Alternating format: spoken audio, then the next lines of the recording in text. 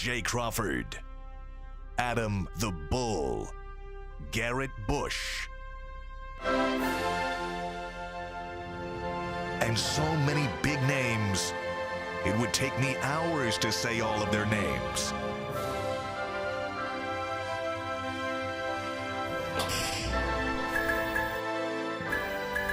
The ultimate Cleveland sports show.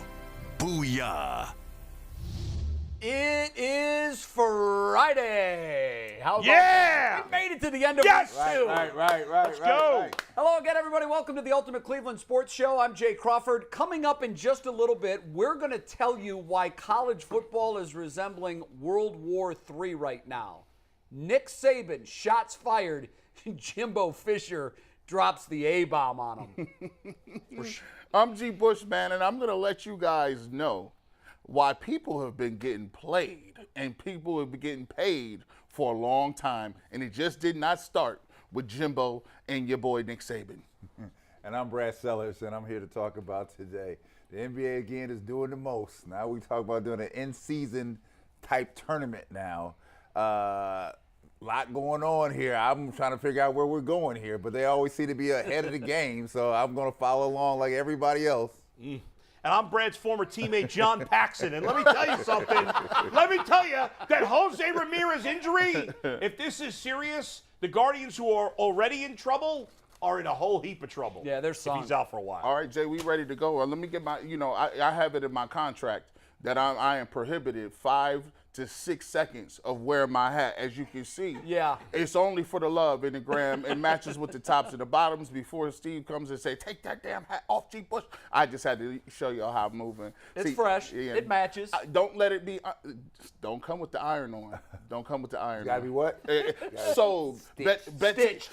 I put Betsy Ross at the bottom. What does that mean? Yeah, that's exactly right. Stitch. Mikey McNuggets, we're officially picking your nickname today. Yes. We're gonna have. Is this a live YouTube poll, or what are we doing? Yeah, so YouTube poll, not sure, but we've gotten a couple of Twitter submissions already, and we're just going to come to a conclusion at the end of the show. But it'll be Okay. during final takes. If you have any suggestions, thoughts, send us an email. So it's tweet not at a us, Twitter poll. So Instagram. the viewers will not be able to vote. It's just like a democracy here on the show. The viewers are Yeah. going to submit, and then we're going to decide together. Oh, okay. 'Cause some of the Twitter ones, I don't know if they're Jay, applied. Yeah, okay. Doesn't he look like he's 12? He does. He does. He has Yes. facial hair, so he's allowed to ride rides on at Like, amusement is he even parks. allowed to work? Is he even allowed to work in the building? Hey, Brad, how old do you think I am? 12. This is crazy. Yeah. Mikey McNuggets is 29 years old. It's unbelievable. Does not look 29. It's No, unbelievable. he doesn't. I'd have him at 25. I think I guessed you at 25. You guessed that was 25, I mean- yeah. All right. Yeah. Anything else you want to tease on? Oh, I know what we want to do. This is huge, guys. We've had some big guests on the program, no question. Bernie Kosar, Maurice Claret. We've had Joe Thomas a couple of times. Aditi was in yesterday. Chris Holtman. Chris Holtman. I'm not going to give this away, but I think we have booked. He's definitely an A-list guest. I want to say that. He's definitely an A-list guest. He's going to be on the program next week. Do you want to have viewers try to guess who this is, and we'll give hints along the way? Yeah, so we just put out a tweet next Wednesday at noon. Yes. I don't know if he's the biggest guest we've had yet. I'm afraid to say biggest, but he's in He's that. up there, an absolute A-lister, and especially after some of the stuff we're going to talk about today, I cannot wait to hear this don't guy's even know who thoughts this on what's is. happening. Yeah. Yeah, you do. I told you right before the I don't show. even know who this Here. is. I'm No, like, we had Joe Thomas. I don't know how much bigger you could get to Joe Oh, Thomas. you'll this get bigger. is big. This is big. It's big. So If you, our if first you, if you hear clue me, it's getting is bigger. the guest that we have booked for Wednesday's show, which we can't wait to bring on, is going to be a terrific voice on something that we are going to discuss on today's show that is big. So that's the first. Yes. If guys want to guess, we'll entertain their guesses, but we'll tell you at the end of today's show who that guest is. By the way, I got an important question Sure. that we need to hash out here. At what age should kids start wearing deodorant? when they start I to was smell. asking Brad before the Yeah, show. that's When they start to Because smell. my wife came home and she said to me that she's like, your son has BO for the first time that I've noticed. Right? He's just 9, turned, right? He just turned 9. Yesterday was his birthday. Yeah. Happy birthday to my son. could be I time, didn't Bull. mention it yesterday. Yeah. On his actual birthday. Yeah. Could be time then. Yeah, I think Hey, it's- Bull, I'm an expert on this, right? Yeah. I've been big since I was like 6, right? Yeah. Now let me tell you, when you start wearing deodorant, yeah. is when You get out of the shower, and you'd be like, hold on. And you got about 3 to 5 seconds to get back in, put that deodorant on. Oh, wow. Or You smell Or you smell. Nah, he doesn't have that. My son's Well, you know tiny what? right So now. yesterday was the first hot, humid day that we've had in Yeah. 6 months. Right. Maybe longer. And he went to school, And he then was he active went all to day. The jump zone or whatever the heck it's Oh, yeah, Sky Zone, yeah. or Sky something Zone. like that. So he was sweating, working. Yeah. It was hot today. Yeah. Listen. Today, brutal. Here's the test today. Yeah. Walk up next to him today. Yeah. It's going to be 90. Do it again. Give him the sniff Go ahead. test. I think he's gonna. Yeah, I think I'll He's do that. gonna need it. He's gonna love the. I think he's gonna think it makes him very He's adult. going to think he's you know? becoming a man. Yeah, You know, I Get him together. I got 4 daughters, you know, so Yeah. their mother was big on, like, as soon as we get out the. Yeah, no. Hold on, partner. Hold on, partner. You used to, your mom tell you to get in the bathtub, and she'd be like, I know you ain't in the tub. I hear that water running, though. Get in the tub. You're too quick. Nope, let me see your arms. Yeah, let me see what's going on here. All right, let's dive in. Our first topic today, Joe Burrow, the former Heisman Trophy winner, the former #1 overall draft pick, and the guy that lost in the Super Bowl last year, had some very interesting things to say as it pertains to Baker Mayfield and Deshaun Watson. Obviously, folks are going to be interested in his take because he plays in the AFC North. He has seen up close and personal Baker Mayfield, hasn't had much success against him.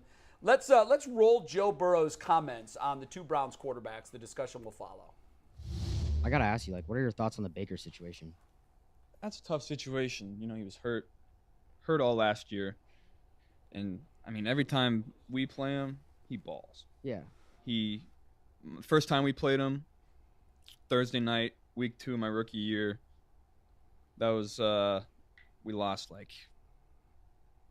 30 to 34 or something. He balled. And then the next time we play him, I throw for 400 yards, and he goes 25 of 28 with 5 touchdowns. Goes on a 2-minute drive, touchdown, won the game. I haven't beat the Browns yet. He beat us both times this year. I guess I didn't play the second game because we had it all locked up, but the first one he balled. Why do you think his situation's so up in the air? I think when you have a guy like Deshaun, you got to take a chance at that because he's such a great player. But Baker will land on his feet. He's a really good player.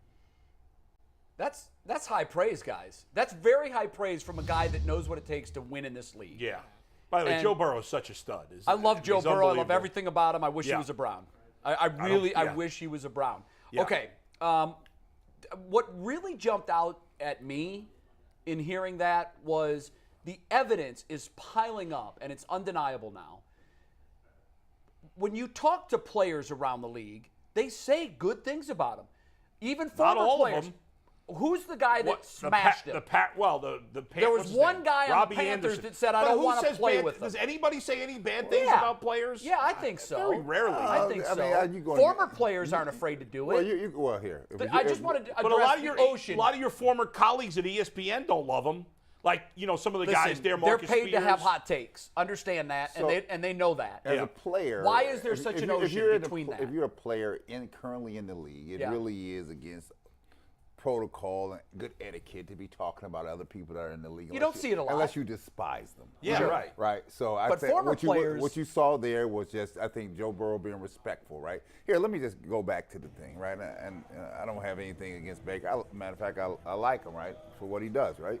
The problem is here, when the thing all went down here in Cleveland, none of his teammates stepped forward for him. That is right? true. That is a problem. Willingly. Willingly. Now, can I ask you a question on that? Yeah. Because the theory I have on that is they don't want to be perceived as taking sides because they're likely going to be playing Well, for a different quarterback this Well, year. you have that, and you have this too. Like, I'm not getting in your mess, right? Yeah, Wait a second, guys. I'm not. Hold on. No, Yeah. I'm not in that. When Odell Beckham got cut, there were a lot of players that spoke up for him. He a got lot. cut. That's the difference. He Yeah, wasn't in the locker room They anymore. felt- But players could have supported Baker No, they and felt- still not ripped Deshaun Not really, Watson. because Well, the organization is they've already planted their flag on Deshaun Watson's moon. But there was a time where the Browns were supposedly trying to get Watson, and then the report was the Browns were out of it. Remember that? Right. Yep. And so there was a day or two It was a day. where players could have, and nobody said anything. I'm going to get back to your question. I think you need to dig a little deeper. You say, why is there such a huge chasm between the people who say nice things about Baker and the people who don't think he can play? Yeah. I call it charismatic leadership. Charismatic leadership is something that goes for politicians, athletes, people in authority. When you're charismatic, Baker Mayfield invokes the things that you don't have naturally in yourself. He's outspoken. He's brash. People like that you're really real. People like when we're really real on this show. Baker's a guy who is known as a person who's going to say how he feels. He's going to play with fire. He's going to play with passion. Those intangibles translate to business, translate to school. It translates to everything. So when you are Baker Mayfield and you're a charismatic guy, you're going to have a lot of people that will overlook some of your faults because they like you. You're polarizing. Yeah, it's very polarizing. I actually think the thing that stood out, but the thing that stood out most to me was, in the end, Joe Burrow said, Baker's a good quarterback. Deshaun Watson's a great quarterback. Adam, I don't think anybody will argue that Baker is better than Deshaun. I haven't heard anybody make that argument yet. I don't think anybody that's even supportive of Baker is saying that. I think what unfolded was the Browns saw we have a real opportunity to upgrade at a position. And it's really I don't that care simple. if it's kicker or linebacker or tight end. If they saw a real opportunity to upgrade at that position, they're obligated to their fan base to do it. And they did that. But not just upgrade, but significantly upgrade. That's the difference. Okay, well, that's up for debate. Go back to your question here, right? So it really comes down to this, and players know this. Professional players know this. You're only good as your last game, right? So if your last game was trash, guess what you are? You're trash, right? Even if you're hurt? Right. And that's the standard. Because the rules are, if you step on the field, whether you're hurt or not, that means you can play. Sure. So if you step on the field, that tells me what? You feel like you can play, right? And so don't come back to me talking about I was hurt. Then they'll step on the field, right? And that's very fair point. So here, the people didn't jump in. They jumped in because, one, they're not jumping in your mess, right? Because I don't know where this is going to go. You're not going to suck me down the rabbit hole with you. That's very smart. I'm not going to do players that. Stay out of right? it. Yes. I'm going to stay out of this thing. And secondly thing is here, you have a chance, right? You had a chance, right? Now, come back full circle. I keep telling you, and I see the national media starting to talk about it. He will be under center if Deshaun Watson goes there. Everybody's talking. He's going to. Leroy Hoare said it yesterday. Leroy said he should. He's going to be under that center. Trust me. Yeah. Trust me. We got to have a wager on this. Can we get a board? So my point is, and I want to be clear on this because when it doesn't happen, I know everybody on this panel is going to say, you were wrong, Crawford. Every time I've made this statement, I have said, I don't think this is going to happen. Right. I don't.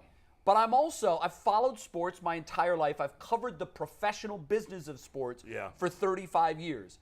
The one thing I've seen is when a team has an opportunity to put the best available player on the field, they typically do it. Well, let me give you this, Bull. And I think you're going to agree with this. Yeah. Bull says it every day. Every time you say that, he says this. When have you seen Baker show some of that? Yeah, he does. Now, if you go back and look at Baker's past, right, it would automatically tell you that he would never come back here because you can look at it. Yeah. Texas Tech. Yeah. He was playing. He was starting. They snubbed him. What did he say? He didn't come and say, I'm going to compete for Texas Tech. Nope. He said, I'm going to go to Oklahoma. Right. Oklahoma, he came in. He wanted to play earlier than he played. Lincoln Riley, he was upset at him because he didn't play early. He left that program. After he leaves here, he comes here.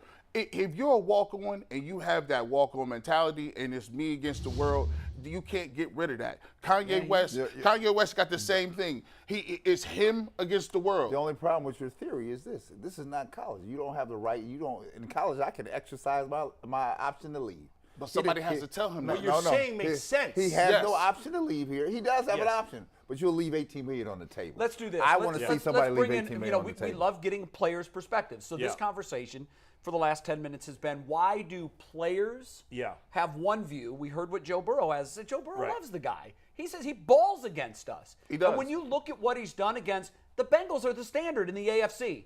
He crushed them in Cincinnati last year. The Bengals are the standard. Who went to the Super Bowl in the AFC last? They didn't win. I said they're the standard in the AFC. It was the only good game he played all last year, Baker. Go ahead. We're arguing minutia. He played very well in that game. He played very well in that game. For context. But 2 games before that, people were whining he was hurt, and 2 games after that, people were whining. But he was fine in that game, apparently. I'm not going to debate how healthy or hurt he was. Yeah. I'm offering up as evidence. Yeah. If the Bengals are the standard in the AFC, and they were, I hate to disappoint last you. year, It stinks to say it out loud, and especially in Bull's presence. They were the standard, okay? When we saw both teams at full strength in Cincinnati, Baker looked like that guy. He just did. Now, I know he didn't look like that guy every week, but that's his bar. That's how high he can jump. So players look at it and say, this guy's, is Deshaun better? Yeah, but couldn't they get there with Baker? I think they got pretty close once, and let's play it out.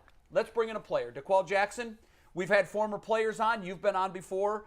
Joe Thomas, Bernie Kosar, yesterday Leroy Horde. They all pretty much said the same thing. Yeah, Baker can be that guy.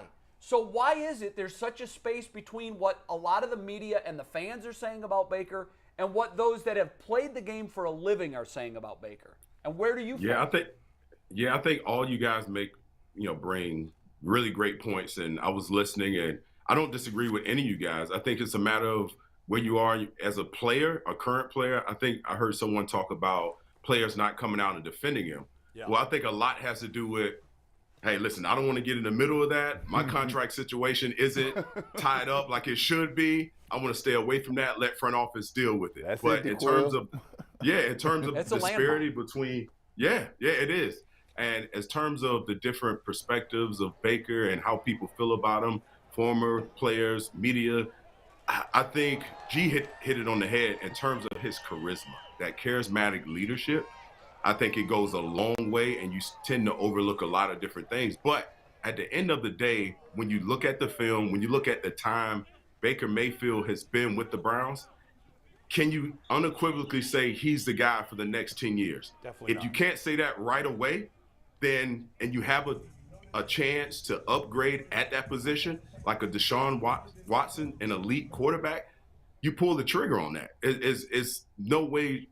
There's no way you can not kick the tires with bringing him in. But in terms of who do we talk about? Joe Burrow. Joe Burrow talking about, he's not had success against the Browns. I get all of that. But as a current player, the cardinal rule in the locker room, which every coach will say, never talk about another man's contract. That's right. Never talk to the media about another player, especially on our team or outside of and by the way, one guy who Baker made that mistake once early in his career and learned that lesson the hard way. Yeah. Don't put my name in your mouth when it comes to my business. And that's why players aren't commenting on it. That's right. And DeQuell, in the end, the game has changed so much, even since you've retired, right? The game is so much more than ever, it's about the quarterback. And if you look at the AFC, I don't know if we've ever seen a better group of quarterbacks. You've got Joe Burrow. You've got Lamar Jackson. You've got Josh Allen, Mahomes, Herbert. Russell Wilson's almost an afterthought. I mean, it's crazy. Right. It's crazy. Derek Carr's like the 9th or 10th best quarterback in this division, and he's a really good player. You can. I don't care what anybody says. With Baker Mayfield is not better than any of those guys. You cannot go to the Super Bowl with Baker Mayfield as your quarterback. You could have 15 years ago. 20 years ago, if you had a great defense, great running game. I don't think you can win that way anymore with a decent quarterback. He's decent. But I don't think you can win in this NFL, especially in this AFC, anymore. You agree with that, DeQuell? Yeah, I don't, because I think you can. Because you look at, again, when I played the game, you look at the Baltimore Ravens. They won I never thought Joe Flacco was this, box office type of talent, but they had the team around them to get it done. Do I think a team can win with Baker Mayfield if all the pieces are surrounded around him? It's hard to make an argument for it because this team was built for him. This team, all he had to do was manage it, not screw it up, and have success with this team. So I think that's where the criticism comes into play when you look at who he had in the backfield, his targets, OBJ, Jarvis Landry, Kareem Hunt, Nick Chubb, a great offensive line, a great defense, and he couldn't get it done. And you look at and you grade this team, you look at where are their weaknesses. It was, unfortunately, he had to take a lot of this blame because he wasn't this box office, difference maker. He was just a guy on a team. So it's hard for me to I agree with this point. When you're front office in the Cleveland Browns, you have to look at who you're competing against. Right. And all the quarterbacks you listed, and look in your own conference. Joe Burrow was in the Super Bowl last year. Yeah, So just you have to just make in it. your division, they're all Heisman guys. They're all, I mean, with the exception of Pittsburgh now, but So it forces you to make those tough decisions early, and you have to make them quick. And you know what? I respect they actually pulled the trigger. In years past, they would have been in conversation, but nothing would have been done. But again, I sympathize with Baker on this regard. He's a charismatic guy. He clearly wants to be there. He's in a really tough situation, but this is the business of football. You have to learn it very early. And if he enjoys playing football, it shouldn't matter what helmet you're playing, as long as you get to play the game that you love. And unfortunately for him, it's a really dicey situation that he has to mature. He has to go about it in a mature way. It just sucks to be in his position personally. DeQuil, Brad Sellers, let's talk pro player to pro player here, right? So Yes. there are rules and etiquette here, right? So one, there's a responsibility. You talked about it. There was a rule in the NBA, unwritten rule. Never we should say, never look in the next man's locker because you get yourself in trouble. Just worry about your own locker, right? So, and you understand what that means, right? So that means you got to come out and take care of your own business. The other thing is there's a personal responsibility about, and I want you to speak to this, right? If you hit the floor, if you hit the field, you're telling everyone, the players that you play with, the coaches that you can play today, right? Do not come back to me later and say, well, I was banged up, right? Don't, Then sit it on down. Right? Sit it on down. So if Baker hit the field, that tells me what? That he was ready to go, right? Right. And no one cares that because everyone is playing with something. And if you hit that field, then you're healthy enough to help us win, period. I don't care what sport it is, especially in football, in the locker room, everyone is dealing with something. And listen, that is a part of the learning curve. Next time this comes around, I'm sure he's gonna sit his butt down. Yes, he can't help a team win. Sit down. Because he doesn't have that Patrick Mahomes type of talent. He's got to learn the hard way. Yes. Yeah. And listen, I had to learn the hard way a lot. Many other guys had to learn the hard way. It's just now him learning the hard way is on public display for everyone, and he's got to deal with it. That's the nature of the game. DeQuell, I gotta let me see if you ride. G. Bush here. Let me see if you vibe with this. I got a theory. I was thinking about it about 2 weeks ago. I said, look, when Odell Beckham Jr. got cut, right? They came out, the whole media saw the tape or whatever the case may be. I think as Baker Mayfield, if he was thinking 3 steps and not playing checkers and he was playing chess, I think he's still here if he goes and says this in the media. Odell Beckham Jr. will be on this team. I will get him the ball. If I need to work with him every single day, if we got to live together every single day, he will be here. We are not. He is vital to what we are doing to this program. If he comes out and says that in the media, and the Browns say, okay, we'll keep him for the rest of the year, we already know they weren't going to bring him back. What that does is set you up with the rest of the locker room. You don't lose all the Odell people. You still got those people because you said, hey, I stood up for him. At the end of the day, I wanted him to be here. I think if he would have handled that just a tiny bit better, people going to give you the benefit of the doubt now because they're like, well, hey, it was a bad relationship, but look at the way Baker handled with that leadership. He was trying to make it work. He was trying to make it work. Yeah. What do you think about that, DeQuell? Man, that's a great point because the quarterback, his say goes a very long way. And when your quarterback goes to bat for you and you're a receiver, he knows you better than anyone on that side of the ball. So you're right. The fact that he's been outspoken about a lot of different things, he'll attack the media if they say one bad thing about him. But yet you have a guy in your locker room that is a talent that's going to help you. He's the talent, and you don't come out and publicly make and endorse him that, hey, he's going to be on this team. He's my leader. I need him. He can help us win. That goes a long way in the locker room. If he were to have done that, you're right, G. He would have kept his guys that didn't want him to leave. They would have galvanized towards Baker Mayfield. It's just it just goes to his leadership. When you look at his leadership, was it just charismatic? Did it have some substance to it? Because those are the things that if I were in those shoes, if I were a quarterback, you understand the powers that you have, and your say goes a very long way with the front office. So you're right. I agree with that 1,000%. In that same vein, DeQuell, I think back to when last year they beat the Lions, right? The Lions were terrible. It was an ugly game. They barely won. And Baker he played a bad game, but they still won. And he was angry after the game and blew off his media session. And my take was on it, like, that comes off as selfish that you only care about how you did and not how the team did. Do you think the other guys in the locker room took it that way? Hell yeah. Hell yeah. It's like, man up. Listen, when everything is great, of course, everyone wants to be behind the microphone and tell everyone just how great you played. But when things are bad, when things aren't going well, hey, you got to have that same type of energy and address it and take ownership and accountability for your bad play and take ownership of it. So, yes, he's had too many of those moments where it's head scratching when it comes to leadership. And again, I go back to it's immaturity. You got to grow up in this league. This is a big boy league. This league is going to move on with or without you. DeQuell, how long do you think it takes for that to occur here? Right. At some point, we got to get past the point for the point of no return here, right? He is who he is, and I think if he was a better leader, and he was that leader that it was that unquestioned leader, I think that decision to bring in Deshaun is a little more difficult. Now you'll probably see guys come out in the locker room and say, hey, Baker's our guy, no matter what. We would have heard a lot more of those comments coming from the locker room, coming from current players. But again, it all depends on where you are financially, contractually, and all that good stuff. But I think that has something to do with, we're going to pull the trigger on Deshaun right now.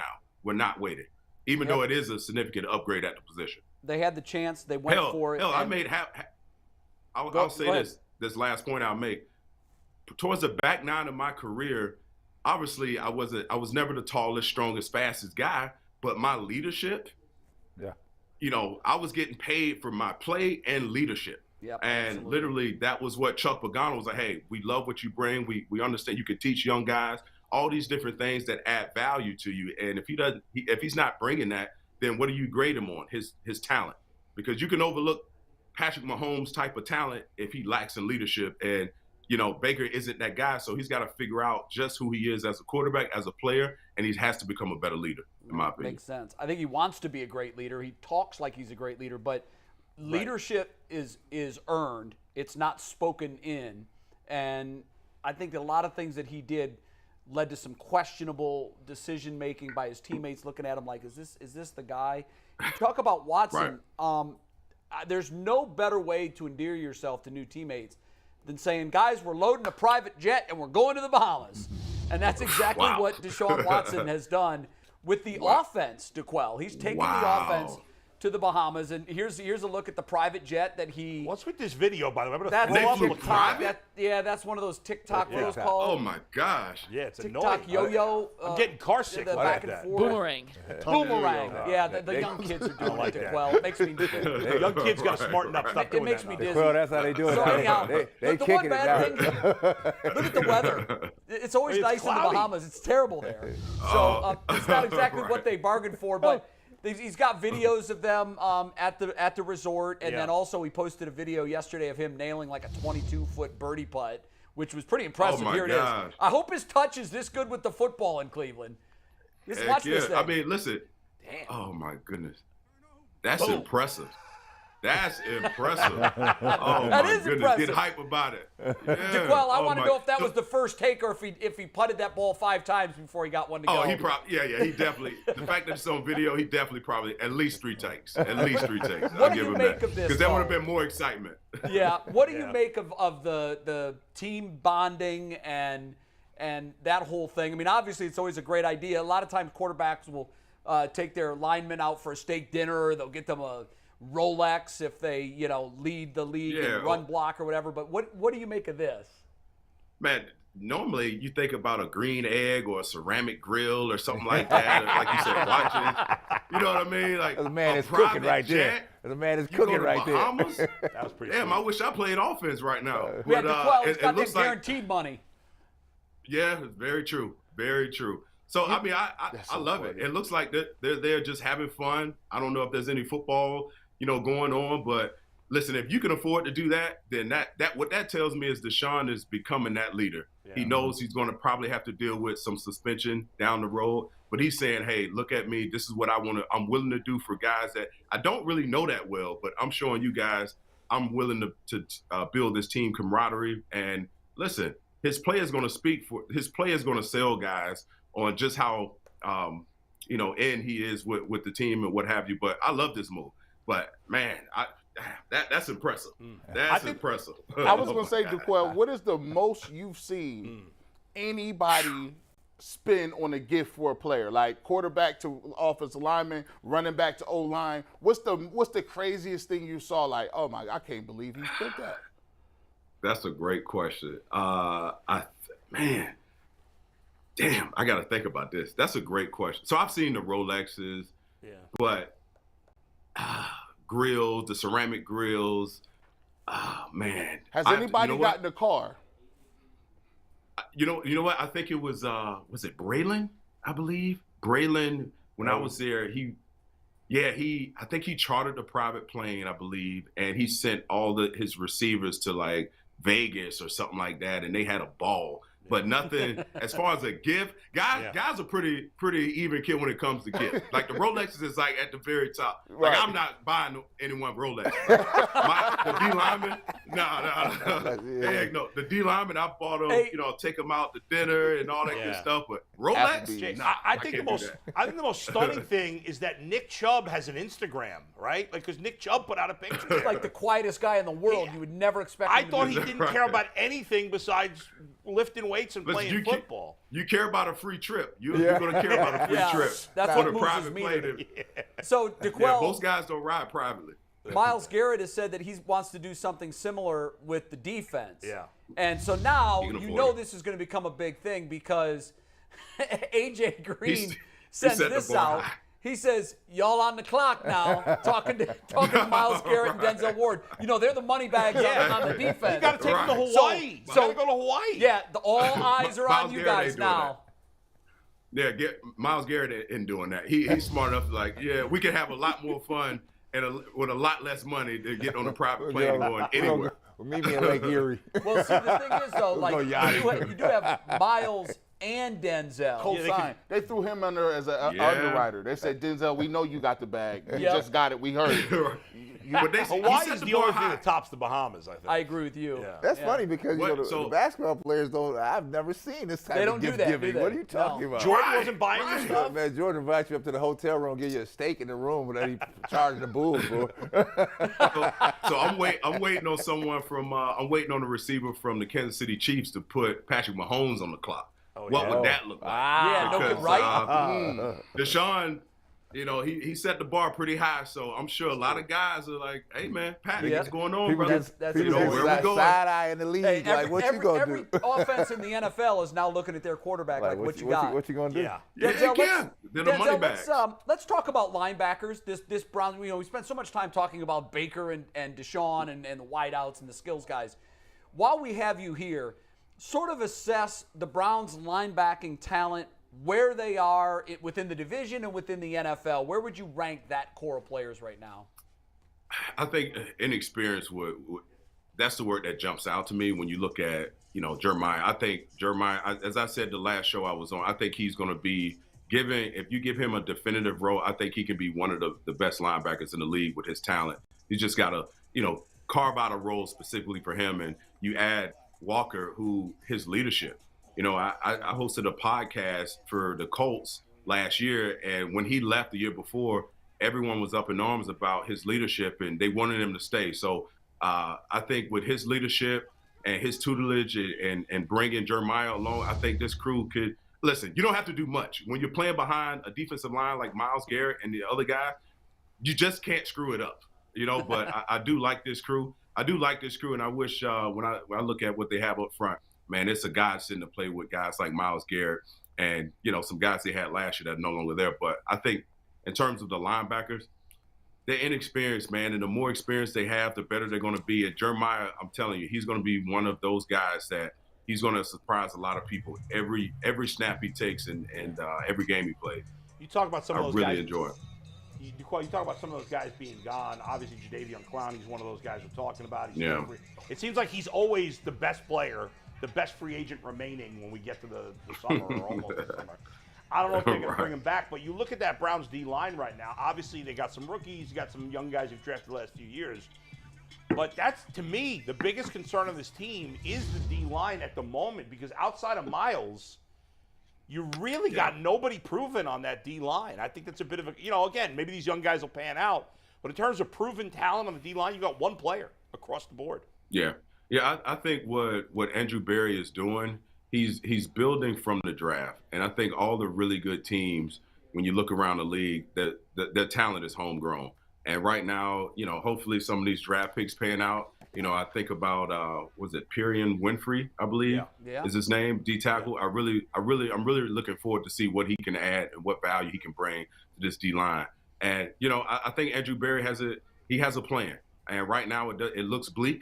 It looks inexperienced. You don't have other than Myles Garrett, you don't have guys with household names that jump off the board for you. But I do think, given time, given the way he's structuring this team, they're going to be decent. And again, you look at Denzel, you look at the back end, and you look at the offense. If Deshaun Watson comes back, this team is going to be able to put up a lot of points, and that'll be able to cover up some of the inconsistencies that you have on the defensive side of the ball. Because the less plays you have, the more the less opportunities you have to give up big plays and obviously play better defense. But again, you're right. There isn't many guys that jump out, but I think given time, this team will be solid. The D-line could be solid for you. DeQuell, when you were talking, we ran a piece of video in of Winfrey, and G. Bush and I looked at each other after the play. I hadn't seen it until we just rolled it in. He comes from behind. Now, obviously, it was just the mini camp here. It was just a drill, but he comes from behind, and I don't think I've ever seen a player punch out a ball from a running back like we just saw with Winfrey. In minicamp. I know. Watch the screen. It's coming up here in a second. Yeah. We looked at each other and we're like, what the hell? I've done turnover circuit, but I've never been that violent. It's coming up. Yeah.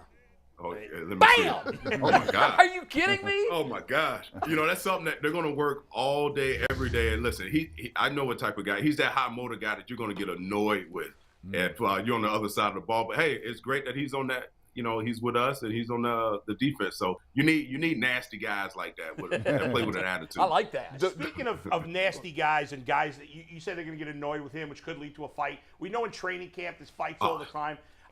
I feel like coaches have varying opinions on this, whether it could be a team builder or a pain. They only say that to the media. They love it. They love that shit. Okay, so that's nonsense. They only say that to the media because I remember my first couple years in the league, I was a hothead because I felt like I was undersized and I had to prove to guys that I was tough. Yeah. And I started a lot of scuffles, and it was partly my fault.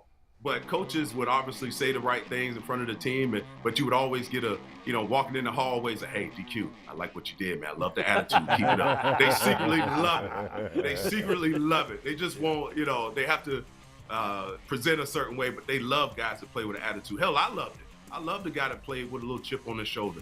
That let me know he loved the game and he played with some passion. It sets a tone, too, I think. No doubt. I love it when it happens. Yeah. DeQuell, you played under a number of coaches. How many total coaches did you play under? See, that's a trick question. You see, how many defensive coordinators, how many head coaches, how many interim coaches? I can't even.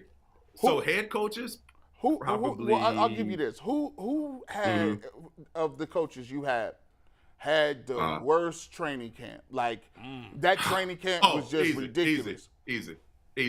Eric Mangini. I knew he was gonna say Eric Mangini. Listen, man.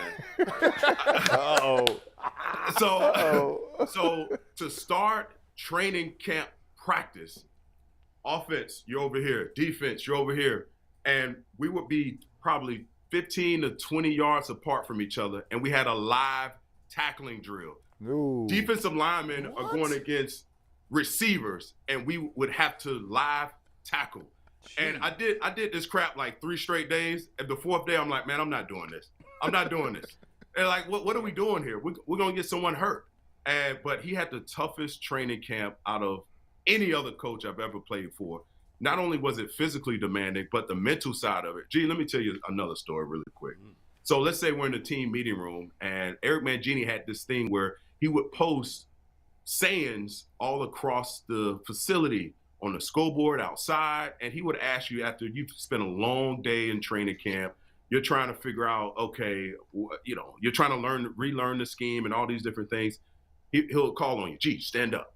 I want you to name all the receivers and their coaches and what high school they went to of your own teammates. Yeah. Oh my God. And then you had to memorize quotes around the building. I'm like, we're focused on the wrong crap right now. We need to be focused on football. But it drove us crazy, man. And I ended up running into him a few years ago at a Super Bowl, and I had to tell him, I was like, listen, dude, what you did, I'm sure you have a lot of regrets because no one has ever, any other coach I played for has never been that demanding about things outside of football. What did he say? Crazy. It was mind-blowing. What did he say to that? Oh, he was like, listen, DQ, you're not the first player to tell me, but if I had another chance to be a head coach, I would definitely do a lot of things differently. Wow. And we saw eye to eye. I worked with Eric for probably 7 or 8 years at ESPN, and people ask me this all the time. Of all the guys you worked with, players or coaches, who was the one that impressed you the most with his knowledge of the game? And that's the easiest question that I've ever been asked in terms of my former coworkers. Eric Mangini's comprehension of the game of football is Mensa-like. It's genius-like. It really is. Yes. He had such a good ability, and this is why he's so good in TV. He could, DeQuell, break down any play mind-blowing with X's and O's on the spot, not even have it, because most of the guys want to see in advance what you're going to do. Eric would say, what are we doing in today's segment? I would say 4 plays. He's like, okay, do you want to look at them? Don't need to. He would look at them in real time, and he would tell you what everybody was supposed to be doing, what guys did their job, what guys didn't.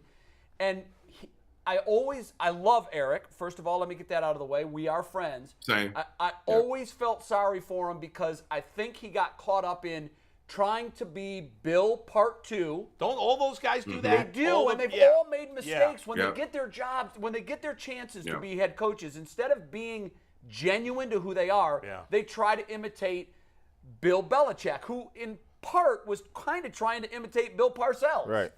And I think if Eric did have another chance to do it all over again, DeQuell, to your point, he would be a completely different guy. But the league, unfortunately, has moved on from him. But in terms of knowledge, he just blew me away. He was so smart. Oh, same here. He was the smartest. I learned a lot of I got my PhD in football because of Eric Mangini. The way he would compartmentalize the game from a defensive standpoint, it was in quarters. And like what type of plays will be run from the goal line to the 10-yard line, from the 10-yard line to the 50-yard line, from the 50. I mean, he broke them all down. And he was a pest at times, but his football IQ, the things I learned from Eric Mangini followed me with the next coach, the next defensive coordinator, the next linebacker coach, and I was basically paying it forward. But he was the smartest guy, smartest coach I've ever played for. And I was playing football before Eric Mangini arrived in Cleveland. I was playing the game above the shoulders when he left. And it was a credit to him, no doubt. That's great. That was great. Well, I'm going to end this one. I love the fact that you just say you got a PhD in football, because you've been around the game and you could talk it at such a high level. What is your philosophy on watching football games that you're interested in with regular civilians? I found it to be miserable. Guys are talking about, I was holding on that play. Guys trying to call out every play, and then you get somebody that, God forbid, want to grab the remote control in between. What you doing, dog? Put the remote down. That's why I can't go nowhere. Will you watch a game with regular people and they know who you are? Gee, that's a great question, man.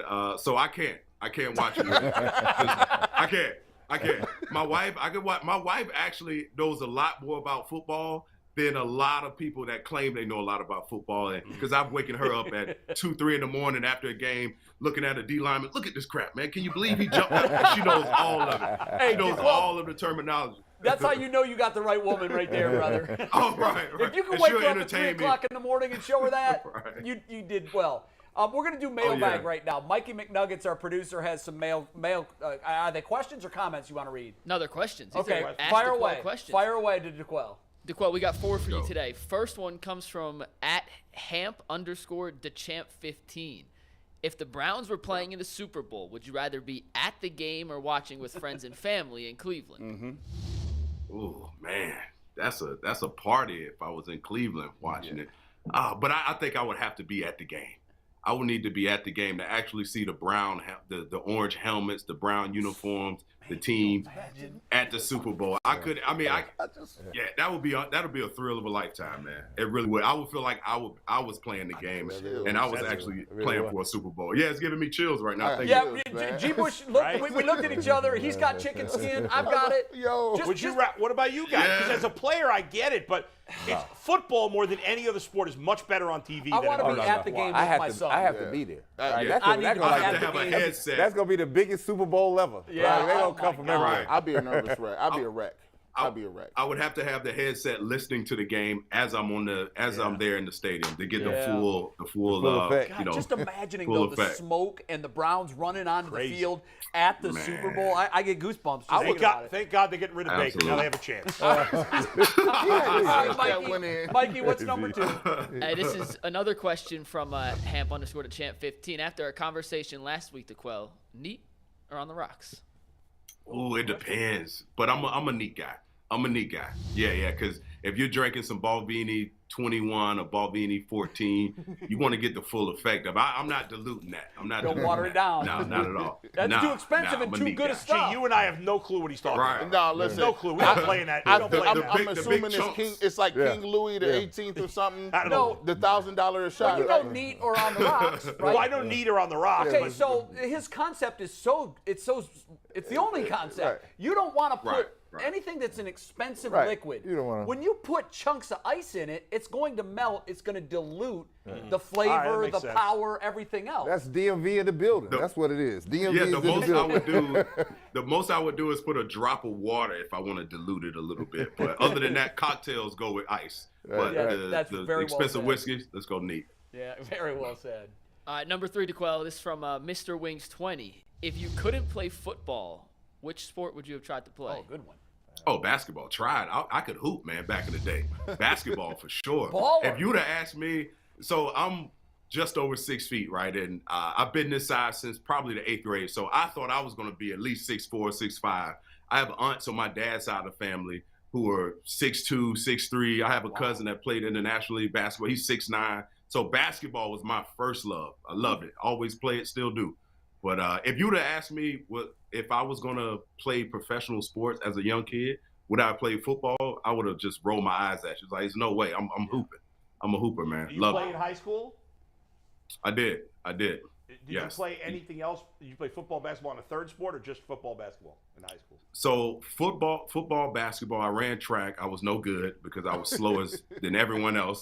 And a friend of mine in high school tried to convince me to do diving. I'm like, dude, I'm 210 pounds. I'm not diving in a damn pool, man. That's just not a good look for me. He was like, let me see the uniform. Nah, I'm cool. By the way, the school you must have gone to a fancy high school. We didn't have no diving in my school. Well, in Florida, everyone has a pool. Yeah, all right, so, that's true. Yeah. All right, we got one more question? Yeah, we got one more. And also, DeQuell, when you come to Cleveland, 3-point shootout, me versus you is on. I'm just going to challenge everyone. Mikey McNuggets was a 3-point shooter in college. Oh, it's easy money. Where'd you play? I played Emerson College. Division III. Okay. I don't dribble. I just shoot. Listen. He's time. Okay. I can't wait. I can't wait. I'm up for that challenge. DeQuell, he got a start on senior night, and he made, how many threes did you make? 5 threes? Urban Legend says 17. I'm not going to tell you it's less. Okay. Yeah, he didn't make 17? Oh, my God. It was 5. He made 5. That's not even a believable lie. Yeah, right. You got to keep the number in the realm of believability. It was 17. It felt like 17. But he can't check We'll put and some see truffle whether or not it was potatoes on 5. it, DeQuell. Truffle potatoes for the winner. Done. I like that. I'm game. Count me in. Right. Last question, though, for real. This comes from... I'm not going to read the handle. But how hard would you want to hit Chase Claypool if he still played for the Browns? Oh, yeah. That's a good one. Oh, listen. Oh, man. I can't even find the words to tell you how bad I would want to knock his you know what out. Now we got to take care of our own, man. Simple as that. Simple as that. When you suit up, you got to take care of your own.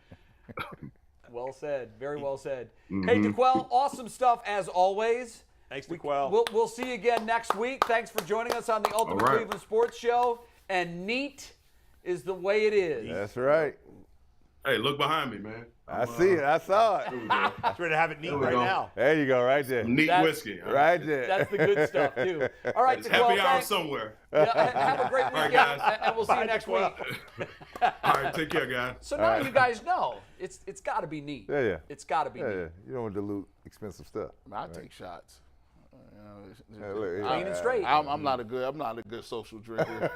I tell you, I need to get to a place. What kind of drink are you? In my mind, I need to get to a certain place. Oh, I'm one of those drinks. When I was younger, I used to drink, and all of the men in the place used to disappear. All of them's gone. I'm like, Bull, were you there? No, I'm out on the dance floor. I'm over here. Yeah. I don't see none of y'all. Like they be like, It's all hey. gone. Yeah, it's all done. Good bet, bad bet time. Well, how did we do yesterday? Let's pull up the standings. We guys did good. G. Bush went 3-0. Everyone else went 2-1. Yeah, the Guardians just. I mean, I thought we all went Guardians. Didn't I he go switched it Guardians? up. G. Oh, Bush you switched did it up. switch G. Bush switched it up. So these are the current standings. Bulls still in first place though, 12-7. G. Bush coming back. It's close. Yeah, I'm bringing up the rear. I'm just sucking at this so far. All right. So what these best? We got these best today, don't we? Yeah, we do. Yeah, We do. we got Let's get three. to 'em. Yep. First one, Guardians. Underdogs at home against Detroit, getting a run and a half with Savali on the mound. Good bet, bad bet. That's bad. Yeah. Let me see what I put. I put bad too. I don't like that pick. Really. Oh, I said good. There we Yeah. go. I'm turning into Jesus. I was the only. Rubbing off. I'm being. I think I'm being a little prisoner in the moment, but I don't. Savali should be pitching. Should not be in the major leagues.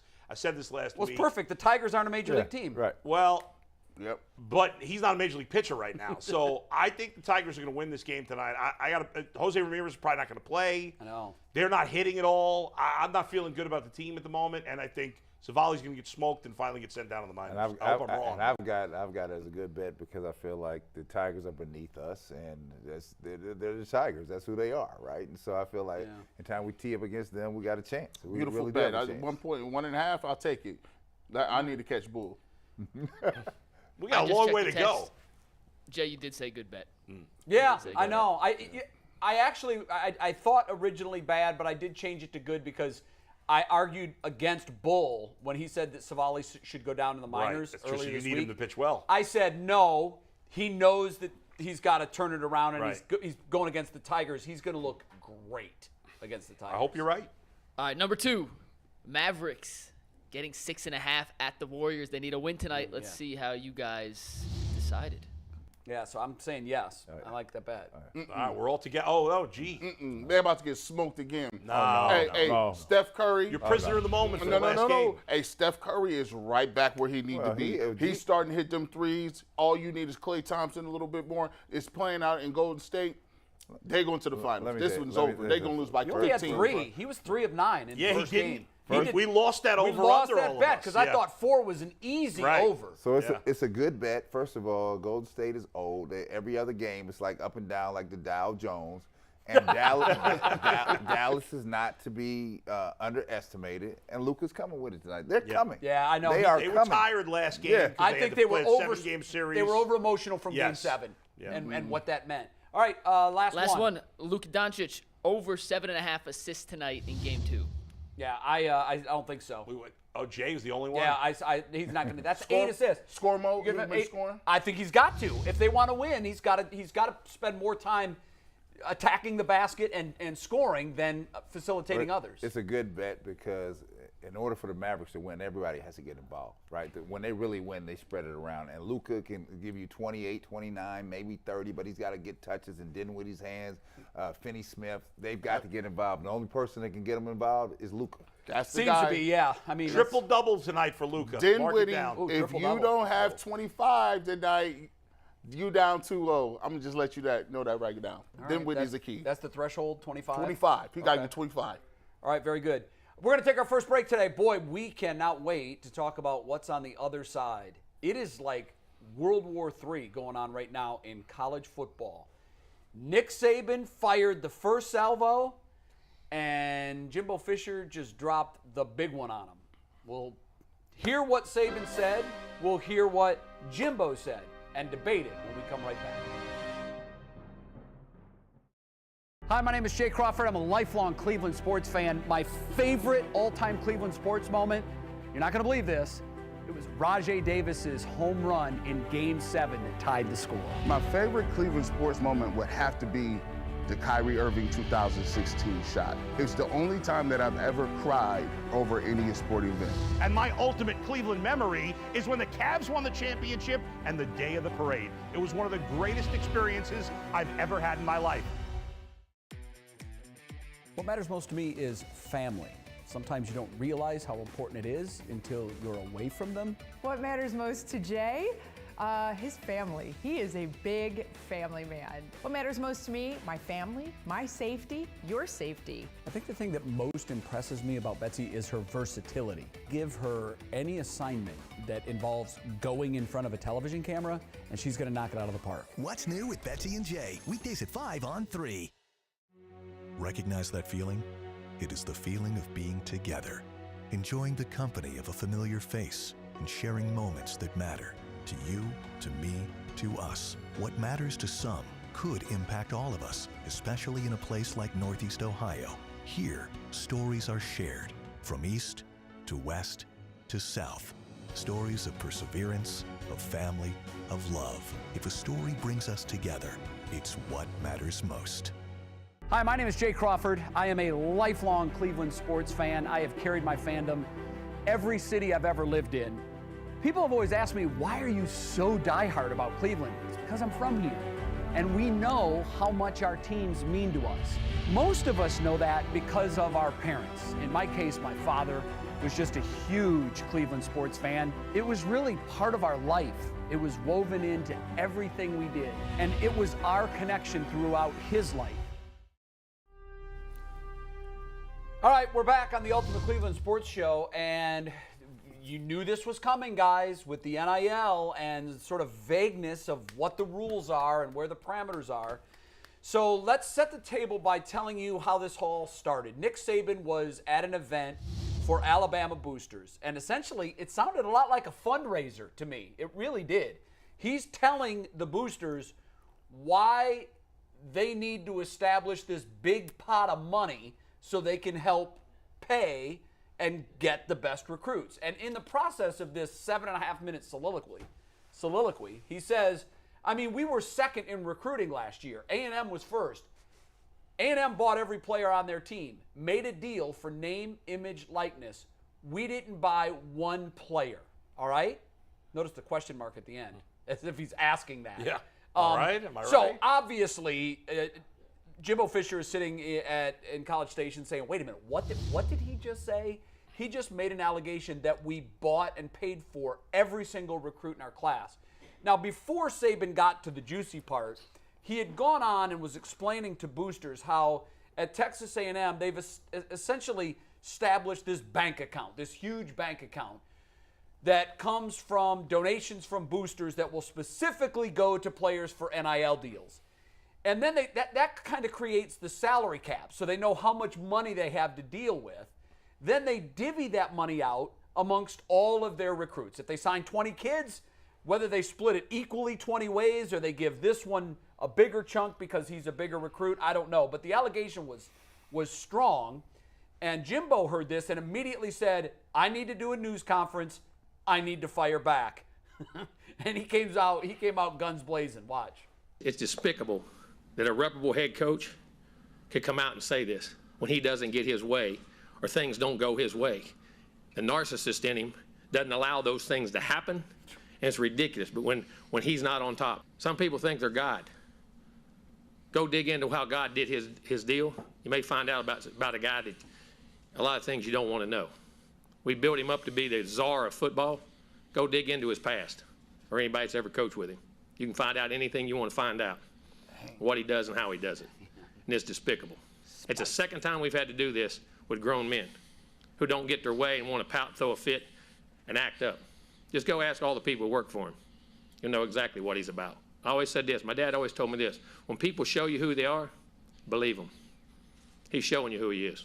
First of all, have you had any contact with Nick since? No. Oh, he's called. You just didn't take the call? Not going to. We're done. And he shows you who he is. You can call me anything you want to call me. You ain't calling me a cheat. I don't cheat and I don't lie. So I learned that when I was a kid. If you did, the old man slapped you side of the head. Maybe somebody should have slapped him. I don't mind confrontation. Lived with it my whole life. Kind of like it myself. Anything else? Rob and then Travis?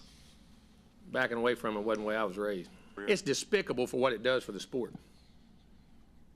And the operations, the way things were done the other way, when the parity was there, like we said, never has been parity. Certain people never follow the rules anyway. I gotta say, Oh, you got to give me some time on this one. We all have I am lots so to say angry about this. I know I'm so angry about this because Nick Saban and Dabo Sweeney, I'm sick of hearing these old white guys complain about young black players making money, because that's part of this. They won't admit that, but that's a big part of this. I'm so sick of this nonsense. They're getting paid millions and millions of dollars to do something that's really not that important. You're coaching football. We have people saving lives. We have military men going to fight for our country. We have medical scientists trying to cure diseases and make vaccines. And these idiots are getting paid $6, $8, $10, $12 million. They're doing Aflac commercials to get more money. And they're complaining that, oh, this kid got some money to go to the school. I don't care. These kids can make whatever the hell they want. And let me stop you real quickly. In fairness, in the speech to the boosters, and publicly, Nick Saban has been very much on record. He's fine with these kids getting paid, and it's about time. But he's complaining about the system. I think what he's complaining about, if I can, because I listened to the whole Nick Saban thing. There was much more to it. What he's complaining about is the system. He said that he alleged that he broke rules. Right, which was out of line, So here's why that's out of line. What are the rules? Right now, and this goes back to the NCAA when they decided they were going to have this NIL. Right. It's the wild, wild west. You've got coaches at small schools complaining about it. You've got coaches at Blue Bloods complaining about it. And you've got coaches everywhere in between complaining about it because they don't know if what was going on at Texas A&M, if what Nick alleged happened, it doesn't appear to be against NCAA laws or Texas laws. Stop talking about it. So I think what Jimbo is saying is we need some clarification here, because I listened to the whole Jimbo thing too. His main point was, aside from napalming Saban, Jimbo Fisher was saying, clean these rules up, guys. We don't know what's legal and what's not, but the way things are written now, I haven't done anything wrong. Well, so I talked about on the very first show we did here. Here's the problem, right? The problem emanates from the money that's being raised in college sports, right? And the books are only being seen by one side here, right? And so now they try to create this workaround with the NIL deal to try to give these kids a chance, right? Which I don't have a problem with. This is a capitalistic society, right? What Saban did was pointing fingers at people, calling names. That's outside the rules here. So I think Jimbo Fisher was well within his right to respond in such a way. And then he had some extra baggage, like, by the way, since you're on that, let me hit you with this, right? Now give me your take on that, right? Now you won't hear Saban talk about that, right? See, because I tell you, it's all about the money, right? And so when you sit out here, because I listen to the major collegiate leagues out here now talking about creating this super league for football, right? Because it's only going to create the super league because it's about the money, right? It's always about the money. It's about the money, right? Always. And so the problem is this. The NCAA institutes a game plan in some of these states, and there really are no rules to it, right? And so now it is a free-for-all out here. And so now you got people, you can't blame the people for working the rules of the system. The Nick's system mad is it's become a spending right. The contest system now. has set this up. Tough. He's had advantages for so many Well, years. I couldn't agree more with Michigan, that. he left Michigan State and went to LSU in the middle of a contract, right? They can do that whenever they want. Capitalistic guy out there. Hung players out to dry, hung families out to dry. Right. I sent my 18-year-old for you to take care of him, and then you go jet on him. Huh? Right. And so no recourse. They'll recruit him one day, leave for another school next. This thing is wicked out here. It's wicked. This is what happens when you let a small group of people at the top of the food chain do what the hell they want to for 60 to 80 years. I'm tired of it, man. You know, you don't want decent wages in this country. They won't give you minimum wage. He says buying players is name. How can you buy a player? That's my name. It's my image. It's my likeness. They talk about players like they are property. He ain't upset that these kids. He upset that he ain't getting the most valuable property. That's it. So That's all he cares about. So you can say, I done won all these championships, and you got two grown men sitting up there with more money than they could ever spend in their lifetime, and their kids is busting their ass, going to these crazy workouts, going to school, and then at the end of the day, you go, well, NCAA, give us some guidance. I don't want no guidance from the NCAA. I would like you to just go away. As you said, G, the go away. NCAA had 60 years to give you them had guidance. 80 years to get this They're right. about to go away because they were too slow to react. And then when they did react, it's over conversation. they just opened the floodgates. Right. And to your point's a great one that they're mad now. Saban's mad now because his inherent built-in advantage that he had with tradition is gone now because – and he even invoked Deion Sanders. He didn't call him – he didn't say his name. In fact – nowhere did Nick Saban ever say Jimbo Fisher's name, and Jimbo Fisher never said Nick Saban's name, but we obviously knew who they were talking about. Saying it. Yeah. But this is what I love about Deion Sanders being like the most real cat in the room. He also said, Saban did, and we didn't put those comments up there, but hold on that one for 1 second. I'm going to get to that still store. Hold on 1 second. Nick Saban said about Deion Sanders, well, Jackson State paid $1 million to get the top recruit. And it was true that the number one recruit was a Florida State commit, and he decided, I'm going to go play at Jackson State. Now, for Nick to say that, you better be able to prove that. And this recruit came out immediately and said, whoa, hold on. If I got $1 million, I will tell you right now, that's not true because my mom is still living in a 3-bedroom apartment with 5 kids. He's hating. So now Nick Saban may have said something that, if you're going to write those checks, you better be able to cash them. Right. And then Deion Sanders didn't care about anybody's names or feelings. He tweets, you best believe I will address that lie Coach Saban told tomorrow. So this is the first time any of these coaches have been man enough to use the other coach's name and not just refer to the program. I was awakened by my son, and he goes on to say how he found out about the tweet. Travis Hunter Jr. is the player in question. They said that he gave him $1 million to play at Jackson State.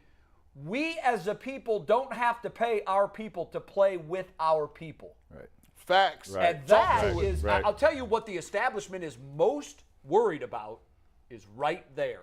The historically black colleges that you for walking down years the road have had no chance at No these chance. blue chip recruits. Right. They didn't want you in there during the 50s The only and 60s. reason they're not at Howard or not at Jackson State Or is only Grambling. because the big leagues have the TV deals. Sure. And if I want to want get the publicity. if I want to get to the pros, Right. I better be seen on that circuit. I better be seen that. But I always said this: if you could get the blue chippers to go to Howard, Jackson State, Southern, That's what and Deion's run doing. the table in the league, everyone would run to the HBCU quicker than you could get there because Well, nowadays you can watch everything. Well, no, They'll find you. just because it parodies the high schools that they come from, their neighborhoods. It looks just like the living experience that they know every day, right? Sure. And that is, when you go to Ohio State or go to a Michigan or go to Nebraska or go to Southern Cal, It doesn't look like where it doesn't they look came like from. that. No. Right? It does not look No, like that. not at all. And so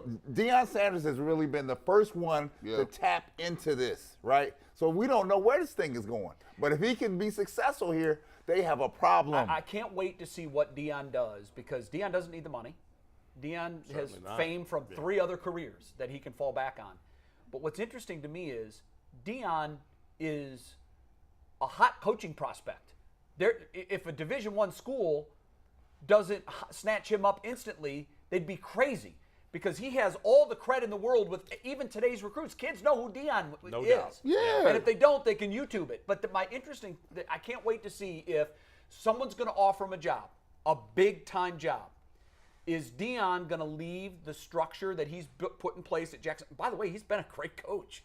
He's done a great job at Jackson State. And he will make a phenomenal coach wherever he goes because he has that leadership, charisma, and a resume to prove it. Is he going to leave this model that he's working on at Jackson State, which could change the face of college football entirely, or is he going to follow the money and go take the big payday at a big college? Because those offers are coming, yeah, guys. it's going to be interesting. They're coming soon. It'll be interesting. I just think Deion Sanders was brave enough to say what he should have been saying. You've been getting championships off inner city kids for decades. What if those inner city kids just went to HBCUs now? And you guys you stockpile people at every position. There's 5 All-Americans. And guess what? You, at one point in time, you didn't even want them to transfer. And then if they could transfer, they had to sit out a year. Yep. And you got to tell them, well, you can't go to Florida or Tennessee or anybody we play in the next 7 years. But you guys jump up, cash checks, do what you want, yell at people. I mean, come on. Bobby Petrino got 90. To me, I say this all the time. If you're going to keep the same energy with these players that's 18 years old, you got to keep it 100 with these guys that have been doing this stuff for years. Name me one coach or general manager or any of these people that was held accountable. You had to understand my own journey, right? So I was at Wisconsin first, and then I decided to transfer to Ohio State. So let me tell you, so when I went to Ohio State, you could not transfer within the Big Ten and keep a scholarship. So I lost the scholarship. I had to work summer jobs in the summertime. My mother took every check and paid the tuition of those summer jobs at Ohio State, and I had to sit out a year, right? So I was let me tell you something, I'm the best walk-on player ever to walk through Ohio State University ever, right? And probably ever will, right. too. And so the game was set up so that you would stay where you would, Yes. right? Because you can get to They want you under their thumb. You can get to a place and find out this is not the proper Amen. environment for me. No. I can't stay here, right? And so But you had a perfect situation where you could do that and still play. the only thing that saved me here at Ohio, the thing that saved me, let me be honest with you, in 1983, you know what the tuition at Ohio State was for 15 credit hours? Probably a couple, maybe 1,500, 2,000. $500. No kidding. In state. Yeah, so kids can't do that today. Can't do that now. Yeah, right. no. So that gave my parents ability like, do it. Says, okay, you work this job, make this money, give me those checks, and we'll pay this tuition for the year, right? And that's not doable And so when I went to today. Ohio State, I couldn't get training table, I couldn't get anything. No There cafeteria? was nothing. So, No- guys, let me ask you guys this question then. I think what we're seeing, you're seeing college football coaches melting down at the haves, at the have-nots. They're melting down everywhere. And I believe this is a product of them losing their model. They've lost their system. Their They've lost system, control, Jay. No, they've they lost they've control. lost because control. the system They that want used to control ensure everything. that Yes. Alabama got the 20 best Right. kids in the country. They lost their is soul. gone. They lost their souls. They lost control because the money has come into play. People, the workforce now has figured out that you're making a lot of money here, Well, and that's the problem. But the coaches had all the power before. Yes, I can change right. schools as much as I No, want. what- Player be no, damned. Jay- Now the players Jay, have more power. What's changed this scenario was the Northwestern football team. When they talk about unionizing together, Absolutely. that changed the whole thing on its ear Sure. because at that point, They won their court case. the NCAA had to take it serious at that point because nobody was ever able to galvanize the workforce because you're all over the country. Right. There's no one group that can represent you. Yeah. And when they did that, then at that point, it was like it's a new ball game. And they only moved on it because the legislation out of California, because they figure, well, Right. if USC can pay their players, we're not going to be able to compete. Well, the Northwestern case was earlier. That was Right. first. Yeah. And what Yeah. they did was very smart. The quarterback at Northwestern was this real smart Yeah. guy. And he said, you know what? This is a job. yeah. And as Yeah. long as this is a job, we can unionize. So their argument to the judge was, what is a job? Well, a job is something, an obligation that you have that there is either a reward financially or a punishment structure if you don't perform these duties. And the Northwestern quarterback was like, yeah, if I don't go, I lose my scholarship. That's a pay-for-play situation. Mm-hmm. It's not cash changing hands, but there is a benefit involved. The judge listened to the case, and it was a Yeah. landmark case. Yeah. So I think that's sort of in limbo. Now the NCAA is aware that, You got a problem. they could unionize. Mm-hmm. If anyone brings this together, it could happen. Let us try to get in front of that train wreck because that will completely devastate their model. Jay, do you know how many firms would take this on? If listen, this they thing were would be lining up for that. and it would be pro bono because they would get paid in the end. Absolutely. Right? It would be like the biggest thing ever. Do you ever see a day where college athletes have unions just like the pros, football, basketball, baseball, hockey, everything else? I see it coming. The more money that's involved in the game, it is a potential there, right? So this is why they come up with these little bitty spinoffs here. Sure. Give you a little Try money to here. Give you a little money keep the here. peasants Give you a happy little money by here. throwing them a Give you a little couple money of here. peanuts Give you a here little and money there. here. Because people really, kids, my best years of life were in college. I wasn't ready to run to the pros yet. I still was like doing the thing down High Street. Right. And so this is, I don't want to forsake that, right? But the problem is the money is getting so the differential in money is getting so large that now it's going to force this thing to happen here. By the way, the most important part of this conversation is Texas A&M and Alabama play on October 8th.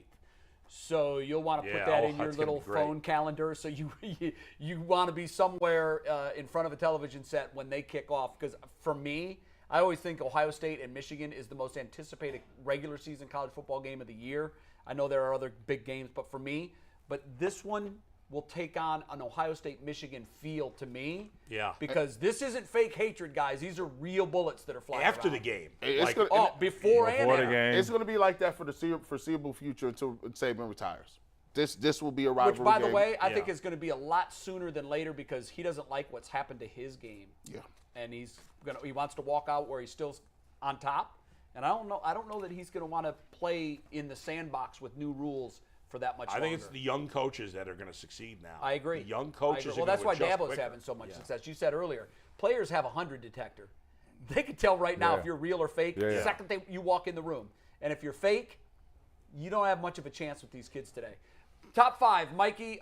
We're sponsored today. Top 5. We are. Look behind you guys. Awesome. Look behind you guys. All right. Technology. Look at Let's that. go. The Ultimate 5 is sponsored by Roundstone Insurance. Roundstone is a better We love alternative. Roundstone Insurance. Quality health care. For more than a decade, Roundstone Insurance has been saving small and mid-sized businesses money, an average of 20%. 20%? Contact us today to learn how you can get great health care benefits that your employees will love and save money too. And check out that logo. Brownstone. Right there. That's what it's all about. Well done. What's our Well top done. 5 today? Nicknames. It is the best 5 nicknames in sports. All right, awesome. We did the worst 5 yesterday. I'm going to update my Twitter handle at I the gotta end. get We've my got a list bunch of up. submissions. Okay. So these are the best 5 in sports. And before we get into this, just Okay. remember, I texted y'all last night. I had 28 great nicknames that I thought You said were this was the legit. hardest top 5 lists that By you've done. far, We do the this hardest every top day. 5. And you said this is your hardest one yet. Yeah, there was just so many good options. So without further ado. Do you want to rip off 3 honorable mentions before? Sure. Yeah, I had 5. I made a top 10. Oh, okay. And then I ended up going 5. So this is in no order, 10 through 6. Beast Mode with Marshawn Lynch. Yep, great. Skip to My Lou, Rafer Alston. Big Shot Bob, Robert Ory.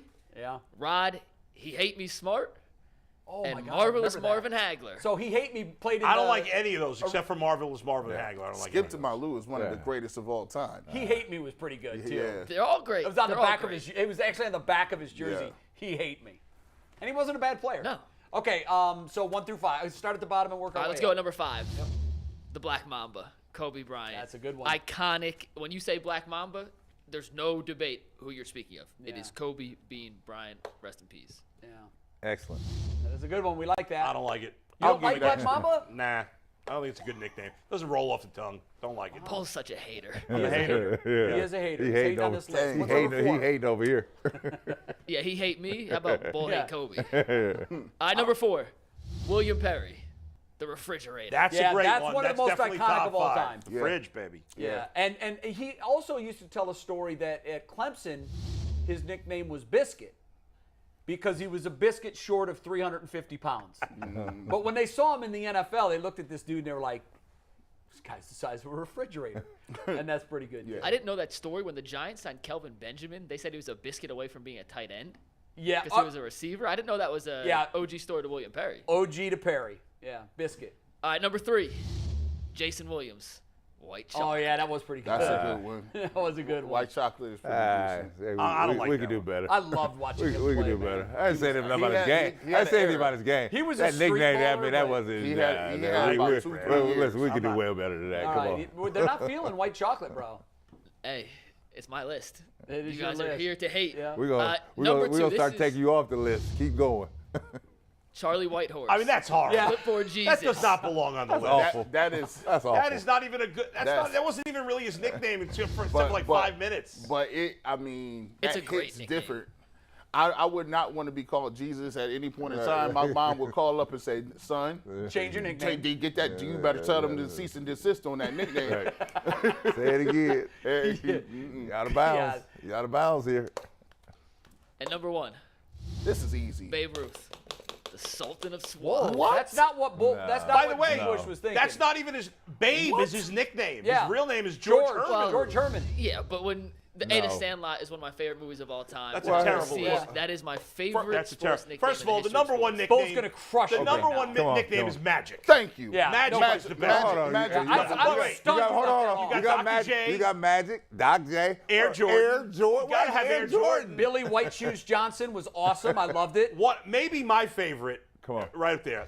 Mailman. Carl the Mailman Malone. yeah. No, He that always was on my bad delivers. list. Oh, that yeah. was on my bad list. Mailman. George the Iceman Gervin. Gervin. Come on. That was an honorable mention. I mean, that's these Tom. these- Can I give you a Iceman. boxing one? Look, A come on, boxing Bull. one. Thomas Hitman Hearns. Bull. That's a great one. He's in the minor league in these names. This is like terrible, this like, list. Too young. You know what though? He's young. He's young. You know what? Too here's young. here's what young Shoeless kids do. Joe Jackson. I That's a great guarantee you this is what he did. Yeah. He Googled best nicknames in sports. No. Yes, Well, you did. Partially. But I had I a don't list think and then I went Clipboard to go see Jesus some would have come up on that list. Let's see if I Chocolate forgot it. Thunder. Oh, that Chocolate was Thunder's not- a that great was one. not- that was not Chocolate Daryl Thunder That was was good. incredible. And Yes. the best baseball nickname is actually Lou Gehrig, the Iron Horse. It's I most love the fitting. Iron Horse. It's the Do you most guys want to hear fitting. the rest of the list that didn't The make Big it? Hurt Yeah. Frank Thomas. Yeah, is come on. great. Big Hurt. Big That's a great Hurt. one. That's another good That's one. a Big great Hurt. one. Big I'll Hurt. run through Come the on with ones your that list. didn't make the Come on. top 10, but we're also on it. Joe Cool for Joe Namath. Terrible. Primetime. Wait, hold on. Sweetness for Walter First of all, Payton. Dion Joe wasn't on there. Namath's nickname was Broadway Joe. Yeah, That Joe- was Oh, not Joe cool. Namath. Sorry. Joe Montana. Montana. Sorry. Oh, Joe sorry, Montana. sorry. Okay. Oh, we didn't even know he had a nickname. Ed Too Tall Jones. That's a the good one. answer for Iverson. That's cold. Answer. Come on. The microwave for Vinny Johnson. Yeah, that was a Yeah, good that one. was I a forgot good about one. that That's one. a I good like one. Vinny I Johnson. love the microwave. He could Big came in Poppy. and heat it up. The kid for Ken Griffey. I like that Yeah, too. that That's worked. a good one. Big There's so Poppy's many a good good one, ones. too. Yeah, So they're- many good ones. That's why Your I'm so better ones disappointed were on in your- your on the top list. 5. The Sultan of SWAT. It's from Sandlot though. Like that line in Sandlot. It just cemented it in my head as a kid that is the coolest the- nickname You're of all killing me, time. Smalls. So the age, Killing me, the Smalls. age. That's The you see Nigerian age Nightmare. coming out here. Oh, that's a good one. too. The That's a good Nigerian one, too. Nightmare. Oh my, yeah. Christian Christian Okoye. Okoye. Nigerian Nightmare. Wow. I know he's a horrible human being, but the Juice is a good Yeah, nickname. no, yeah. But it he got worked. taken off the list for extracurricular reasons. Yeah. Yeah, right. That's a good nickname. Yeah. By the way, like he does these like one-offs, like Oh yes, he does all the time. Big sales. and they're interesting. Yeah, I'll be listening to his little sports takes all the time. He did, and I'll be like, would somebody put him on TV again? I'm asking you as an not executive. a corporation. No, absolutely Okay. not. How about But he Hot doesn't Rod need Williams? that anymore. Forgot about Hot Rod Williams. That was a good local one. Yeah. He said, "I'm just." At the end, what does he say? I'm just saying. Yeah, I'm just saying. I'm I'm just like, dang. I was like, am I bad for saying this is kind of entertaining right now? Allegedly. You know what? He's like, you know when you drive by an accident on the freeway, Yeah. and you know you shouldn't look, but Yeah. you got a You rubberneck rubberneck on. anyway, Like, yeah. and I think that's human nature. Like, I think deep down, people like want to see blood and guts in that accident. Like, Yes. oh my God, I shouldn't have looked. But we can't not look. I find when OJ goes on and puts anything out there, I'm like, do I want to click on this? Yeah. You see how many people watch It's like it? You see how many people watch this? He has got he has numbers. interesting takes, but you just feel dirty watching. I got another good under the radar. He's a Hall of Famer, but he's not a huge name. Andre Dawson was the Hawk. I love that nickname. Yeah, that was a good That's one. We had a There's a Ken ton the of Hawk good ones. Harrelson that played for the Indians. Yes. and The Crime Dog. White Sox Yeah. games. Crime Crime Dog. Dog Fred Fred McGriff. Crime That's a Dog, good one, Fred too. Crime McGriff. Dog is a good one. Oh. Yeah, McGriff. Well, really, Chris Berman had some. I loved Bert Be Home Blyleven. Yeah, right. You know, he had some good so ones, many yes. good nicknames.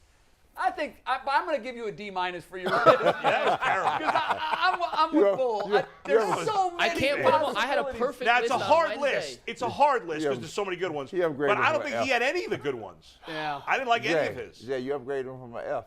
to a D minus. Well, I just can't give him. I like him too much. Mikey McNuggets is too good a guy, and I know we're he gonna works change too my hard. nickname at the end of the show. So We are. We are. That's why gonna we did happen. worst That's gonna happen. yesterday and best today. 0.7. Oh, God. Hey, if you know anything about the plus-minus system in college, oh goodness, listen, thank God they got rid of that. A B minus is a 2.7. That is not hitting. Yeah, no, that's I know, right? Yeah, you like what? Like I got a B. Man, we had plus That's minus. a 3.0. That's in a my 3 world. in my world. Hey, the OU had the plus minus system. Yeah, that's hard. That hurt your soul. Real hard. Because you know what? When you were coming towards the end of a semester, you would always sort of take inventory and say, well, I've got an 88 in this class, so I can bomb that final and still get a B. Right. But I got a 78 in this one, and Yeah, I yeah. need to get that up to a B, so I'm going to put most of my eggs in that study basket. But you can't do that when you're separated No. by 3 percentage points. You're the difference between a plus or a standard or a minus. You Man, trying to? I got a C. Yeah. I got an A in all my broadcasting classes, and then a C in everything else just to get by. That was it. I didn't care That's about all any you of cared those. about, That's it. isn't it? Well, this top 5 was brought to you by Roundstone Insurance. They happen to be our favorite insurance company at this moment. At this moment, yes. Yeah, they're But our we love first- Roundstone. Yeah, they're our first sponsor, and so we're gonna be very loyal to them for sure. Roundstone. Yeah. Roundstone. Yeah, that's Roundstone. exactly right, yeah. Roundstone. Check them out. Roundstone. Check them out Roundstone. online, and they're a great company. Mike, We're going to break. we're gonna go to break. We're okay. coming back talking Jose Ramirez, a midseason tournament, and I'm changing the sports world forever. You are? Oh, Yeah. That's- I had nothing to that. We'll see you in 2 minutes. Done TV before. Oh, the Czar. Hey, it's Adam the Bull for the Ultimate Cleveland Sports Show, and I'll tell you what I think of when I think of Cleveland sports. It's that everybody loves it. I've been to other parts of the country, and there's people that love sports and people that don't care. But in Cleveland, everybody cares even a little bit from every walk of life, and that's what makes this city special. Whether it's football, baseball, or basketball, it doesn't matter. The people of Cleveland and Northeast Ohio love their teams like nowhere else in the country. News you can trust should be news you can rely on. And every night at 11 on What's Next, you can rely on us. A new legal twist for Brown. Today also marks the beginning of We're here, and we are going to continue. So the Guardians have to play almost. You can rely on us to help you go to bed better informed with stories that prepare you for tomorrow. And with news that's relevant to your life. We'll make sure that you're ready for what's next. Because being ready for tomorrow is what matters most. We face challenges every day, some bigger than others, and we never know what's around the corner. Through the highs and the lows, whatever we face it together. Each morning on Go, we are here with the facts, because what impacts you impacts all of us. And understanding those facts helps us to make informed decisions for our families, our communities, and our future. We are here for you every step of the way. Go, weekday mornings, 4:30 to 7 a.m. Cleveland sports to me is bigger than anything. It's bigger than some people's marriages. They say the Dallas Cowboys are America's team. No. Dallas is not America's team. Cleveland is America's team. And sports in Cleveland is a religion. It's a way of life. It doesn't matter where you're from. It doesn't matter how much money you make. It doesn't matter. Sports is a way for people in Cleveland to get together, and it's something that can't be replicated in Cleveland. Sports is a thing. All right, we're back. Man, that's maybe one of the greatest teases I've ever heard. Mikey McNuggets is going to change the sports world forever. If that was hyperbole, we're going to beat you up over this. After that top 5 list, it's hard to Bull, believe. hold him down. You already can't eat at the big boy table when we have lunch today. Hold his legs. We're Slimans today, so You I are need you not guys. invited to the big. Oh, you don't need us. Yeah, I've decided that. Blowing us off.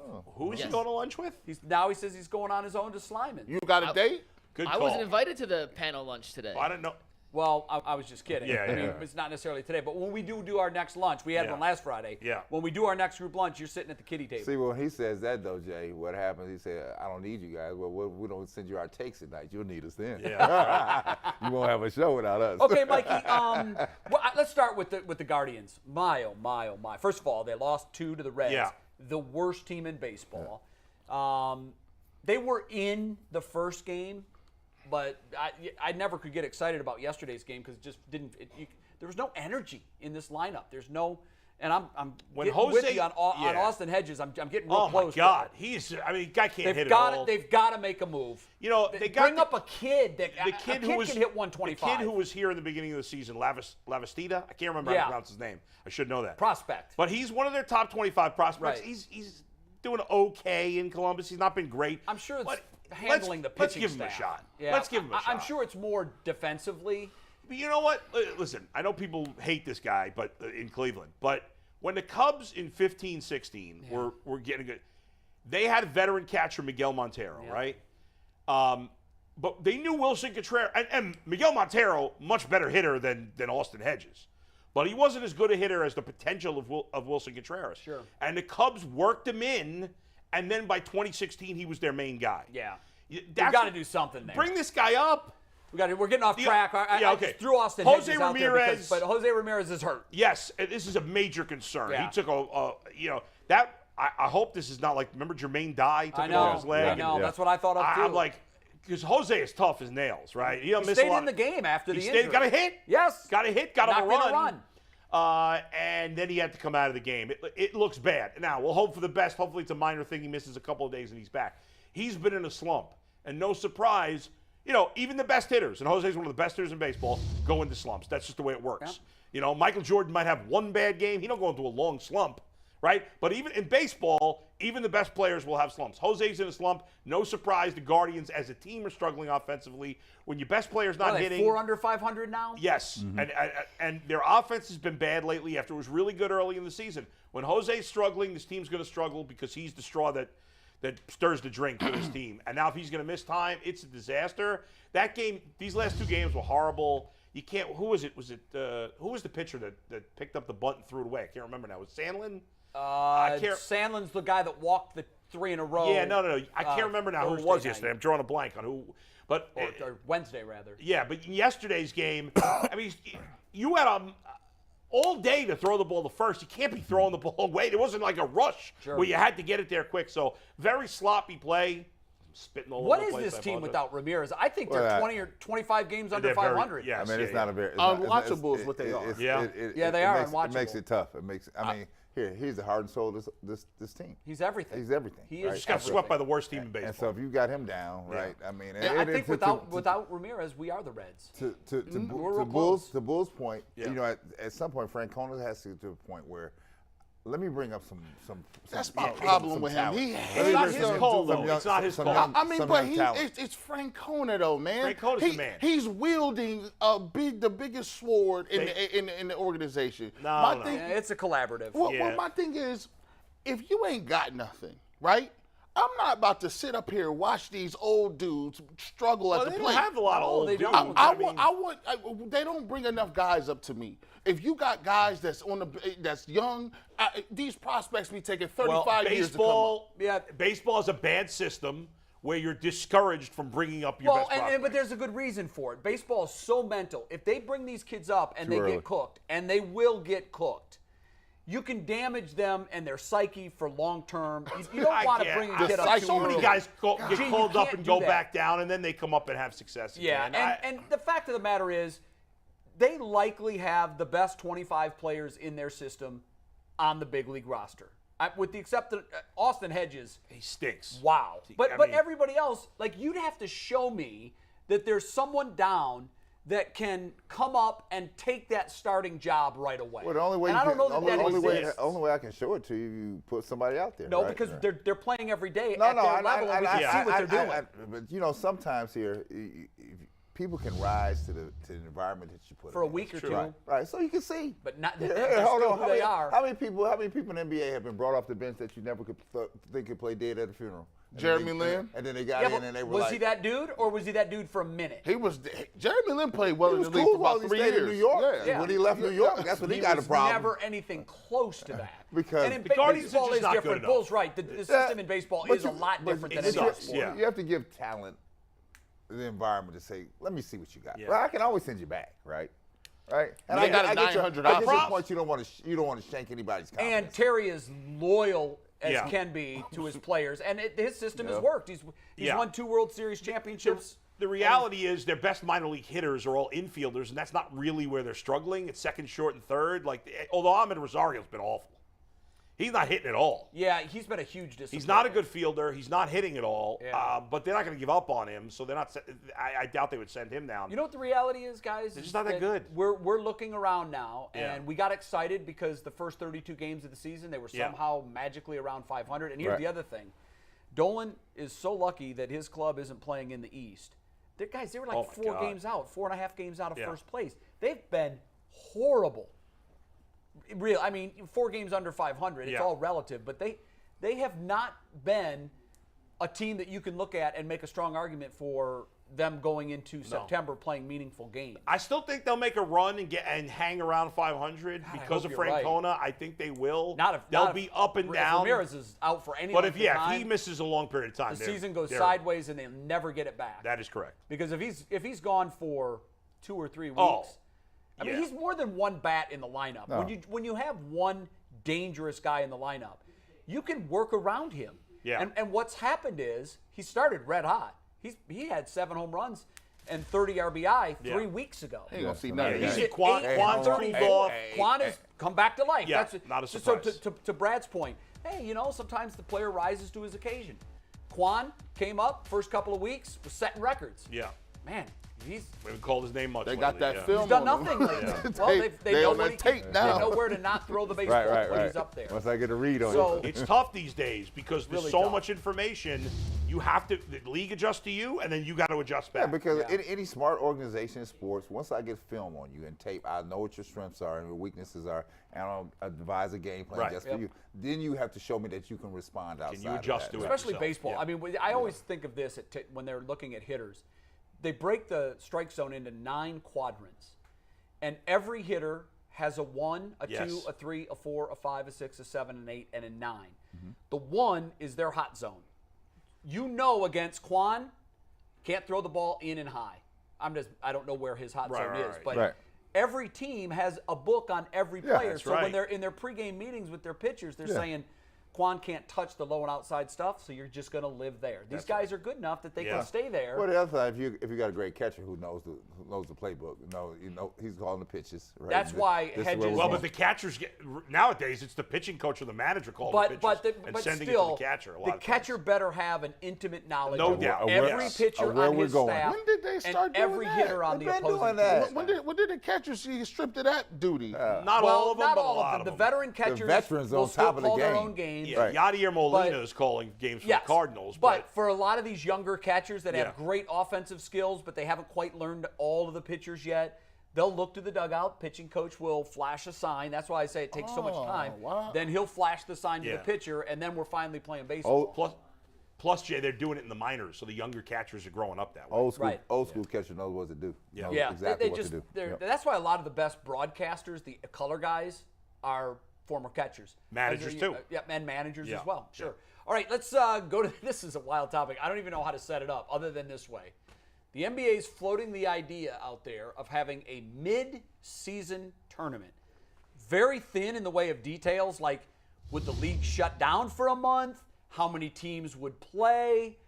A lot of this stuff is just up in the air. I think what they're doing is they're just thinking about doing this. They're considering it. They're floating it out there so they could probably gauge what fan and media reaction would be. What are your thoughts? Brad, we'll start with you. When you hear they're going to have a mid-season tournament, you say what? So be clear, the NBA is always about being on the cutting edge. So this thing is coming, right? They are already in negotiations. I've been having discussions with the Players Association, which should tell you that it is really on the table here for thinking. Now go back and look. The G League already has a tournament like this. The WNBA already has an in-season tournament like this. They do? They do. Yes, they do. The G League does, right? I didn't know that. And How does it work? So what is the prize? It's a low mid-season it's a championship? low level, but here, this is their feeder tester system. Sure. How I can get this going, right? Because you better believe this, Jay. It's all about some money. It's all about some revenue. That's exactly what it's about, right? And Jay, you've been around this game for a long time. You know exactly what it is, right? And so they found that in the play-in tournament, where everybody was balking at in the beginning, Now everybody loves the play-in tournament, right? I don't. And so I do. I do. I do love too. it. It's just like wild card baseball. I hated it at first. It's I too many love it teams, now. though. You got 2/3 of the teams making the playoffs. Yeah, but Bull, like, to Brad's point, it's all about the money. It Well, gives that's what you it more is. TV inventory. And that's what it is, right? The league should just be honest and say, oh, we only care about money. Because in reality, if you played 50 games in the NBA and had only 4 teams make the playoffs in the Eastern Conference, the regular season would be much better, and everything would be more exciting. Same thing in baseball. Same thing in baseball too. They're doing it to continue to grow their game. The longer. No, they're doing it only to make money. Well, no. But the longer you stay in, watch. The Cleveland Cavaliers have not been on TV ever since LeBron left, right? You give them an opportunity to say, hey, Cavs, you should be watching this because your team is still in contention. If you got teams that, when I grew up, the only people we saw was the Bulls, the Celtics, the Knicks, the Lakers. You saw none of these other markets. Now you can say, all right, well, you got the play-in tournament. Hey, guess what? You're still late in it, April. You still could be in March. And those are spotlight games. And the only games going on at the time. The other thing I'll tell you that sits wrong here, and it, I think irks everybody's skin, including the old players like myself.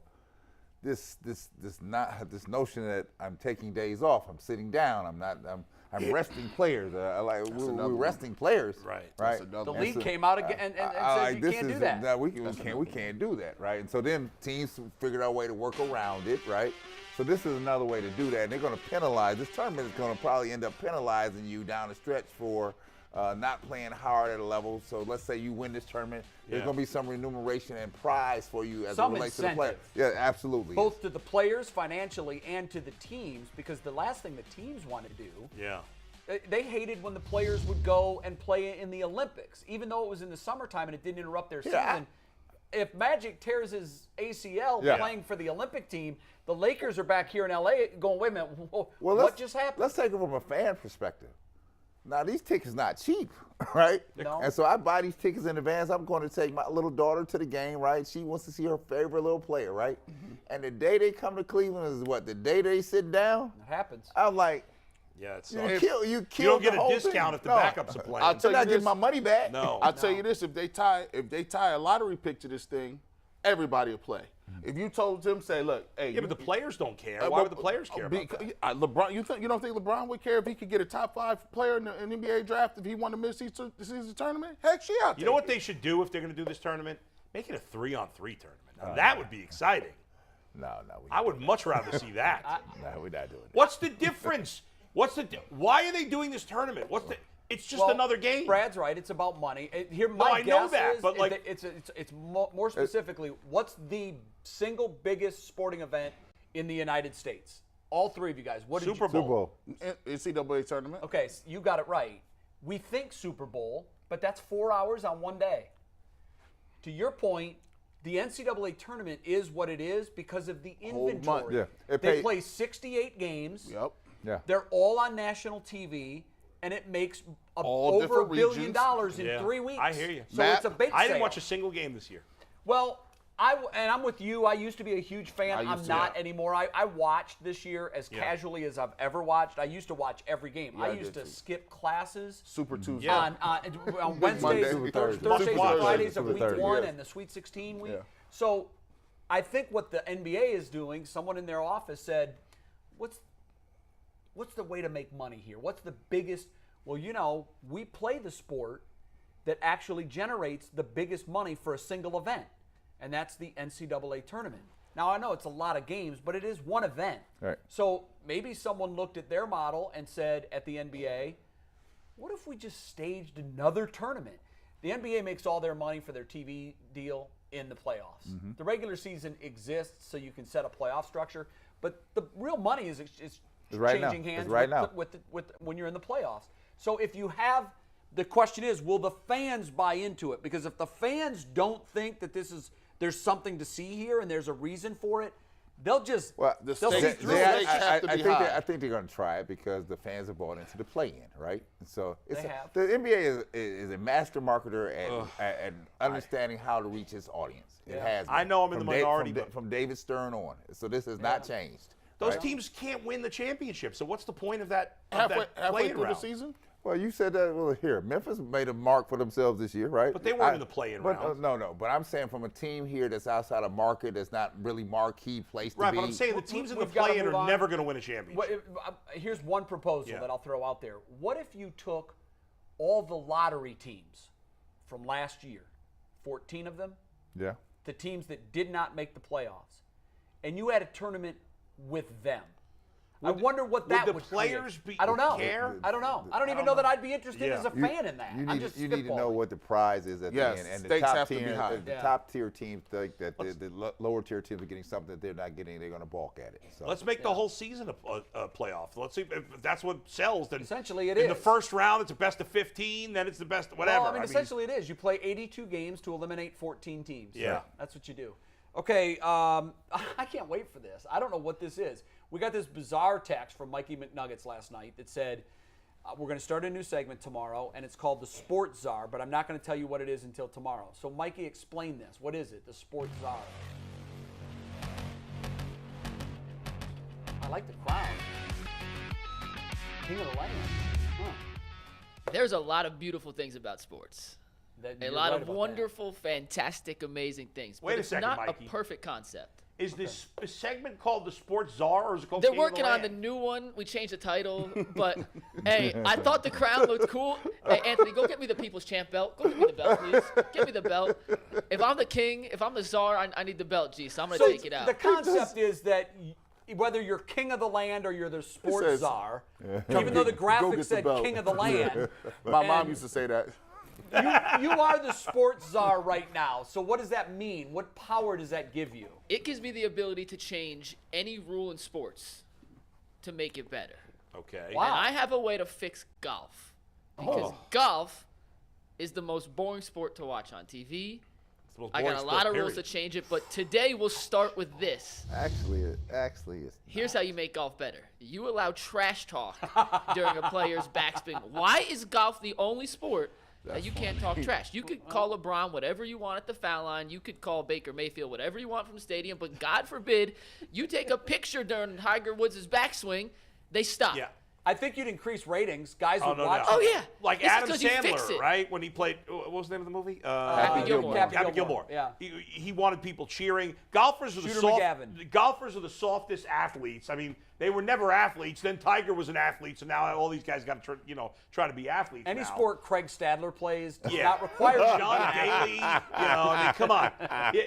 Golf is the softest sport. You can't make a peep. In baseball and basketball, football, hockey, the fans are going ape. You know what? It I is didn't say it called this though. time. I know you got it right Yeah. today. It is it's the gentleman's sport. I don't like care. his rules. You don't Sports care? are not gentlemanly. Exactly. Sports about competition. But here's my only beef with Mikey McNuggets. Like, if I like his rule change, but if you have the ability, if you're the king of the land, supposedly you're wearing a belt, and you could change one rule in sports, that's the rule you're going to change? I have a lot of rules that we'll get to eventually, but I All don't want to run them all today. We got a year of content we got to I fill. will say one of the most, and I think this is bearing out now in the ratings, the most watchable TV golf all year are these matches that are made for TV around Thanksgiving. Where when they you put talk. Charles Barkley and Well, you Tom got Brady. You got one coming up here now. And listen, those are captivating. Today's fan base, the Mikey McNuggets of the world, who have attention spans of a gnat. Not even. They want that. And I have to say, as an old school guy and a huge lover of the game of golf, both playing and watching, it is fun when they do talk smack internally on the match. And if you could do that on the tour and guys were mic'd, and you could have, Tiger talking smack to Phil. Well, the two guys that hate each other. What, DeChambeau and what's Bryson the other guy's name? DeChambeau and Brooks Koepka hate each other. Right. I mean, and they played a made-for-TV match, and I was disappointed because Koepka buried him, which I knew he would. He's just a better player. But the young kids of today love DeChambeau because he talks smack. Yes. No, it's the other way around. They like Brooks because Brooks will give it to Bryson. Bryson had like two but written Brooks jokes is beforehand. backhanded with it. DeChambeau was photobombing his interviews, walking behind him, knowing that it would make DeChambeau mad. And DeChambeau is more of the civil one of the two. He's a robot. He is a robot. That's why young guys don't like him. Exactly. But DeChambeau is out here talking major smack. You have it backwards. DeChambeau is the guy that young kids love. Brooks is the guy young No, kids he's love. not. Yes. The pure golfers, the diehards, love Brooks. I grew The up. young guys love DeChambeau because he's talking smack out there. All I know is where I grew up. If you played golf, you were a d-bag. I mean, it was really that simple. Come on, bro. No Wow. offense. I grew up in the city. That is overgeneralizing something, and we tend to not I was like a to do that teenager. here. I was a teenager. That's what we all thought. Who plays golf? Now all my friends, except for me, all my friends I grew up with now we all play. grew up in the city. We still swing the sticks. You didn't play when you were a kid. No, I do now. G. Bush didn't play no golf. Man, listen, I go. Here's the thing. I love it. See, they won't tell you at home. You know, listen, this is a grown man. See, golf is a real grown man's game. You know why? Yeah, it is. You got to have grown man money. Yeah. You can't. Hey, you got to. They be going in there. I'm like, every time I see them walk in the clubhouse, I'm like, cha-ching, cha-ching. They got a tab. It's not a cheap sport. Plus No. you got to wear certain clothes. It's obnoxious. It's a dress code. You got to wake up early. You got to be out. You know, old people get up at like 5 a.m. You want to go early so you get out the way. Have you ever played golf? 18 holes? No, I go to the driver range. Yeah. I've never played 18 holes. I played 9 holes once, like a couple of years Man, ago. I am not about to be outside 350 walking up some hot Have you ever hill. gone to Top Golf? That's beautiful. No, but that doesn't look like fun. That looks like fun. Here it is right now. We are going to plan an Ultimate Cleveland Sports Show Top Golf outing. I would like that. That'd be fun. Bull, I Yeah. promise you it will change your Change your perspective whole on Well, the not game. I'm terrible at golf. But because you've never done it, Bull, it's the most difficult sport I've ever played. Brad will co-sign this. It's the one sport, the harder you try, the more you suck. Am I wrong? You're absolutely right. And But it's a golf, mental at least exercise you more have than to a drink. physical exercise. Yeah, see. At least you Now, got to drink listen, at Top if you let me drink on the course, I'm good. You can drink. Yeah, you can. Are That you is kidding that's me? true. Golfers are the biggest drinkers of all sports. Bowlers. I'd say bowlers. Yeah, you're right. You got me on Bowlers. that one. Bowlers smoke and drink and a whole bit. Golfers, Bowlers though, and golfers. cigars and beer. Yeah, I mean, put that swing oil. Put that in motion. Let's do that. Yeah, let's So, do it. Mikey, I'm in for let's do that. that. Can I delegate? Because I'm not really good at following through with that. Somebody who's good at that. I don't know who that is here. Steve Becker's I'm watching. the idea guy. Steve, yeah. So Come on Steve now. Becker, if you can put that together, he's our big boss. Let's go. Let's go. Somebody needs to plan an Ultimate Cleveland Sports. Yeah, that'd be and you fun. know what? Maybe we should even We'll telegraph bring cameras. We'll bring a when couple it's going to cameras. be, and maybe fans want to come and they can golf in some of the sleeves next to us. Right. Just don't yell at Bull when he's in his backswing. Oh, you No, can yell that's at me. I mean, encouraged. I'll probably like that. Get me fired up. I guarantee you it changes your whole perception of the game of golf. Once Absolutely. you go to Top Golf and you start playing, it's fun. It is. I played golf with my buddy Jonathan Peterlin. He invited me. He was with his future father-in-law, now his father-in-law. We played 9 holes. Like I actually think this was the last summer we played. I was awful. Did you walk it or cart? I can't remember now. Well, you I feel definitely like would remember if you walked. Yeah, no question. So you must have had a cart. I don't think I did. I think we actually walked. Do you got to walk? Jonathan, Depends text on the me. course. Here. Jonathan, if you're watching, text me. Real golfer walking. A real golfer will walk Walking. every time. Walking. I'm definitely not real. No, neither am I. I have 3 ACLs in. Yeah, I'm yeah. taking the cart. Look, I'm taking a cart now. But there are certain courses that I've played Yeah. where they let you know right up front. You know, there's no carts out there. So You got a We caddy. played at that course in the Metro Parks, right by They have carts there. Yeah. West Park. So whatever that. Metro Big Park Met. system I think it was are Big great. Met or Big Little Met, Met. One of those. for the novices, see, y'all Yeah. got to put me on. Like, if I was going and I needed to get some clubs, like, I know about a Cost drive. a fortune, I think. I mean, They're not cheap. Do they come in one big pack? Do I get all the irons? Yeah, that's a good Do I question. get? You You get on can buy them that way. So buy if you that went way. to sporting goods store, you went to Dick's Sporting Goods Yeah. store. You go to their golf section. They would sell you a set of irons. Okay. They would say the Cleveland irons are $675. The TaylorMades are $800. You can go up to $2,000, $3,000 for some of these high-end irons. Now that gets you usually your 3 through your wedge. So 3 iron, 4 iron, 5, 6, 7, 8, 9, sand wedge, pitching wedge. Right. Then you guys, What about Down these by the woods? woods. Then you Buy know, it. what Still about the still You gotta got to buy buy your the wood. driver, Still right? buy your the wood. driver will set you Gotta buy back your a wood. nickel. Gotta buy your wood. I mean, you My can, God, we're just going for to the broke driver, doing this. guys can spend $500 upwards of Spend more than my $1,000. mortgage. Here, Hey, I got an update, guys. I got an update. Dakota Update. Jackson, he wants in on this Top Golf too. See, it's that's fun. what I'm saying. Yes. We're going to really do this thing. We're going to do it right, Listen, though. Let's do it Steve right. already texted us back and said he's on it. So Let's this do it is right. in the motion. The wheels are spinning. It'd be great if we could get all of our contributors like Joe Yes. Thomas in for it and get Tyvus, I'm sure Tyvus will do it. will come no in. doubt. That'd be a Tyvus never blast. golfed before, he said. But That's when you all go, He that's can okay. Tyvus, G and I haven't golfed either, really. It's really, So you know what's fun is there's the shortest target is like 50 yards away. Yeah. And with an iron and 4 swings, with like a chip with a pitching wedge and 4 swings, you'll be like, I'm all over that target. Yeah, but here at Top Golf, you don't even have to bring your clubs. They got them. No, you don't have to bring anything. You just show up. But Jay and I don't bring ours. Of course, I'm rolling up. I'm Fred Flintstone. I'm bringing my own bowling ball. Brad and Jay got them $3,000 clubs. His clubs swing on their own. Minor program, so I can't win. No, listen, I've never been the guy that sinks a lot of dough into that stuff. Yeah. And you know, golf is very judgmental. That's the one thing about the game I don't like. There was once upon a time when I was real young and coming up, I didn't have money to buy new clubs. I had the set of clubs my dad and mom bought for me when I went off to college. Okay. And they were rickets. You know, I mean, they were sticks with blades, and they were horrible. Right. And, you know, I'm in the professional world. I'm out, you know, playing in tournaments, and I ain't got any money, man. I'm broke as hell. He rolled up with cheap gear, and they was like, and I roll up, and they're like, damn, bro, what kind of Spalding crap are you rolling with What kind today? of bag you got? Oh, look at his yeah, they gear. do. They Look at his judgmental? gear. Look at his gear. Oh, listen, that But you peer know pressure. what? Here's how I combated it. I owned it.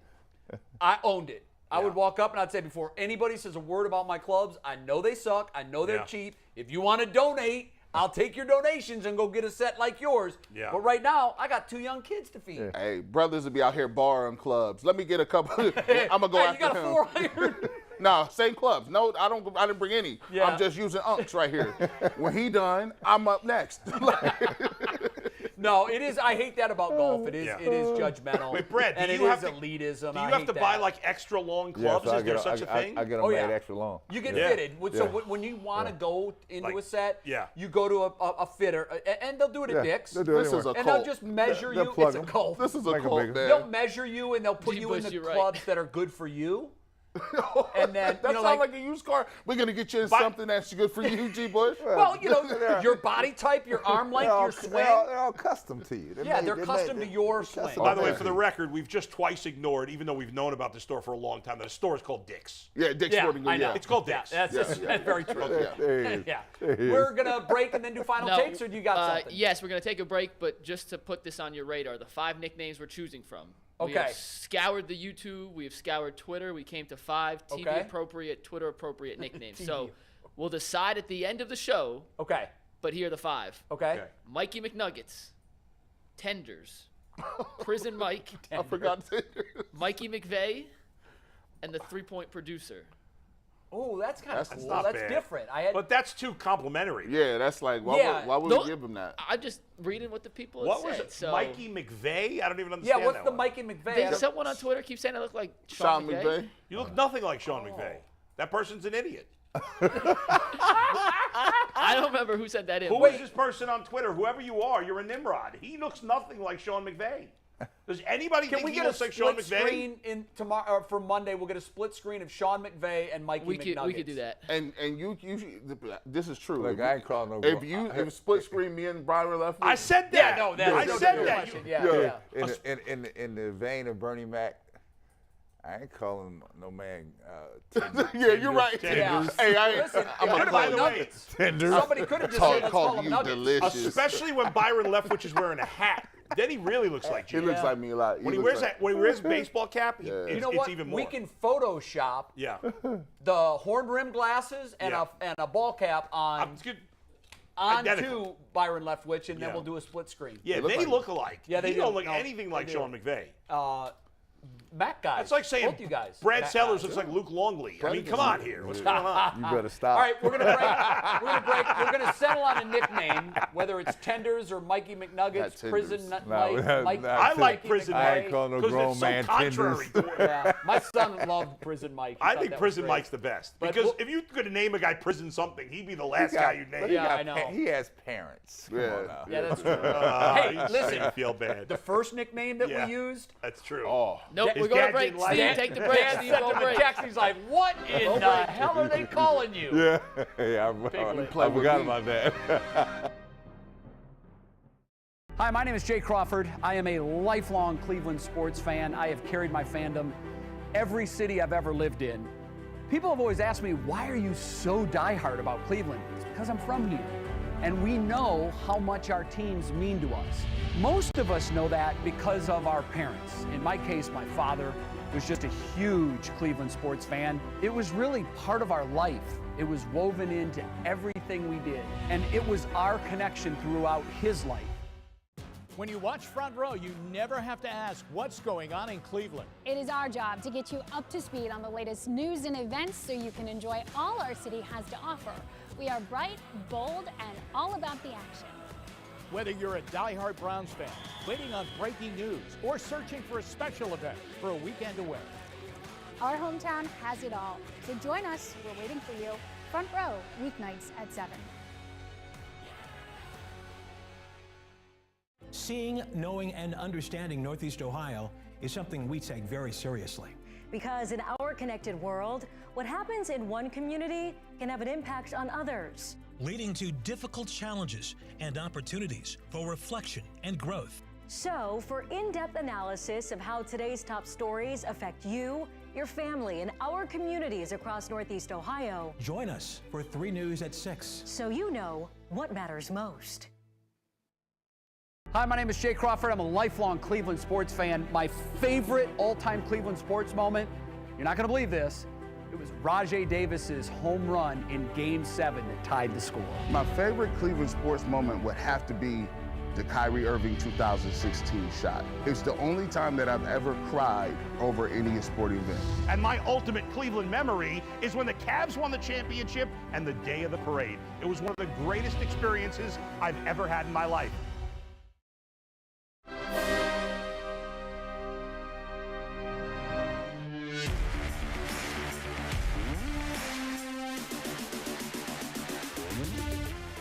To all our advertising friends out there, this segment could be yours. If you want to sponsor Final Takes, Yes. just By the way, Jay, I mentioned the store Dick's being a funny name, of course. There's a store that was where I grew up, and I want to see if it was still around, and it is still around. And it's called Duty Home Centers. This is a real place. It's like a, what do you call it? Like a Home Depot type? Like a Home Depot type. Okay. I couldn't think of the word. Duty Home Centers. It was right by where I grew up in Brooklyn, and it's still around today. Like, what were they thinking naming? Even if that's your last name, like, come up with something better. It's not D-U-T-Y as in duty. No, it's D-O-O-D-Y. Duty Home It's Centers. got to be their name. Yeah. It has to But be. why would you? Yeah, I know. It's not like that word just became You know funny. what, though? It worked. They're still in business. You remember it. And here they are. It's been 50 years, true. All right. Are we going to do the nickname selection before or after At Final the Takes? end. At the Last end. thing. All right, Final Take. Adam, lead us off. Okay, guys. This is a problem that I've been angry about for a very long time. It's a bigger deal where I grew up in New York. It's not as big a deal here because you don't have to parallel park as much here. More people have driveways and garages or whatever, but it's still an issue. And it happens in parking lots, too. It's people who are D-bag parkers. You know these people. The people, when you go into the crowded parking lot at the hospital or at the shopping mall, and their car is so freaking fancy that they got to be, the middle of the car is on the line.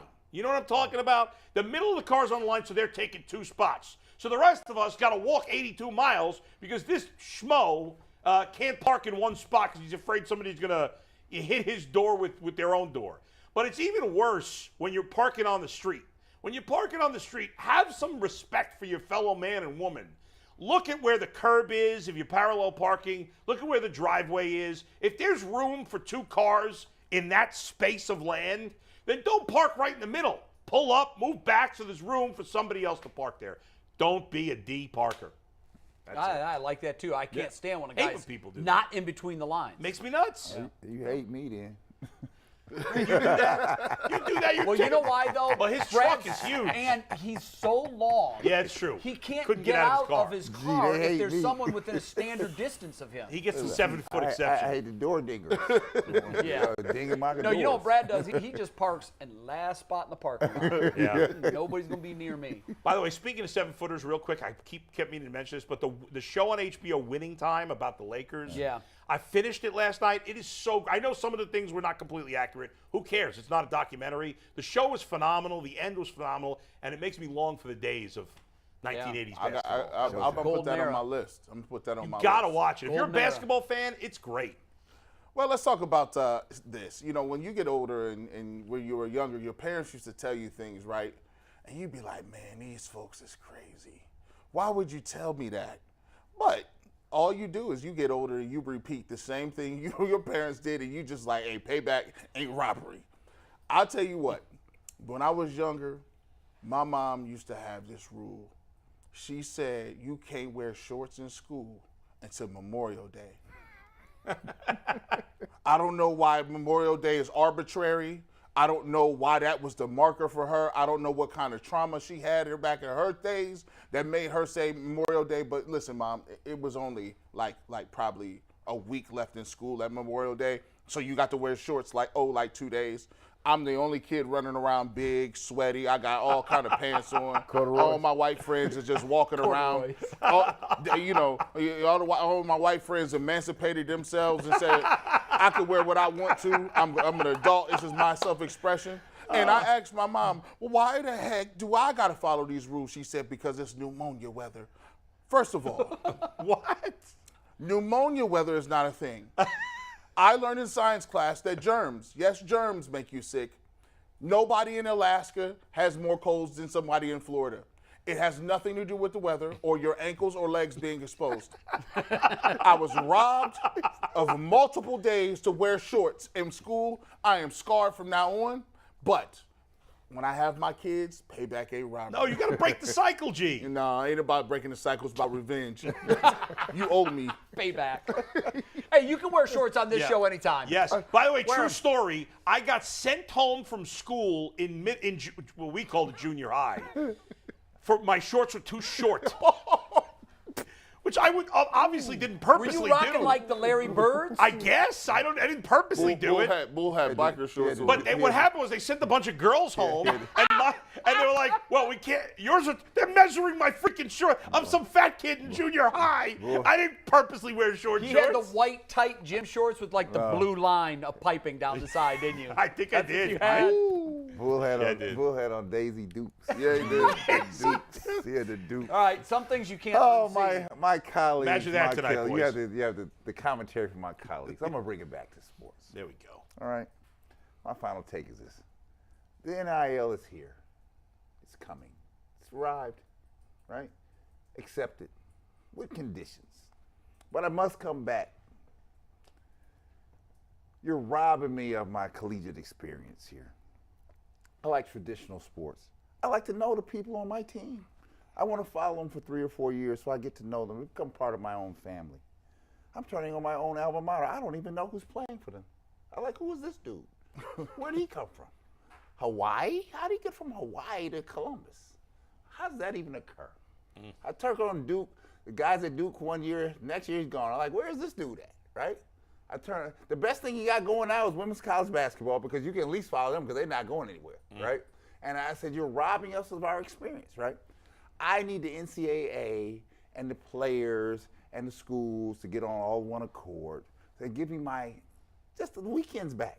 I'm just asking for the weekends. I'm not even asking for the games during the week, Jay. Just the weekend games, right? Can I follow somebody and actually root for that person, right? And get to know who you are. You get to learn the side stories, your family, every little bit that made you a person that said, I like that kid. And sports is done, that kid might come work for me. I have no idea, right? But you're robbing America, right? And it's only because of one thing. The dinero. Here, let me let you in on a secret, NCAA. We know you're making money. Everybody knows it, right? The grandmamas know it, right? Everyone knows it. Give us a break. Get in the room, figure it out, make it happen. Give me my players back. 3 years. I'm not asking for the full 4. Just give me 3, right? And NBA, stop robbing the colleges of players and diluting the collegiate game and therefore deleting the pro game. We have to wait 7 years for a player to develop now. So wait, is the guy that transferred now saying stop transferring? No, the guy is transferring saying, I still want you to transfer, but I want you to sit out a year. I don't mind to sit out, right? There should be a punishment to it. There's not a punishment here. I want you to think about it first, right? Because as many players that get through the cycle like I did, What about the ones that don't make it through the curve? The ones that transfer, you never hear from again. Yeah. Then they don't have a job. They don't finish school. Sure. Things are out here. All They right. never report on that kid. I think players that don't get drafted in the first round should be able to go back to college. I love that.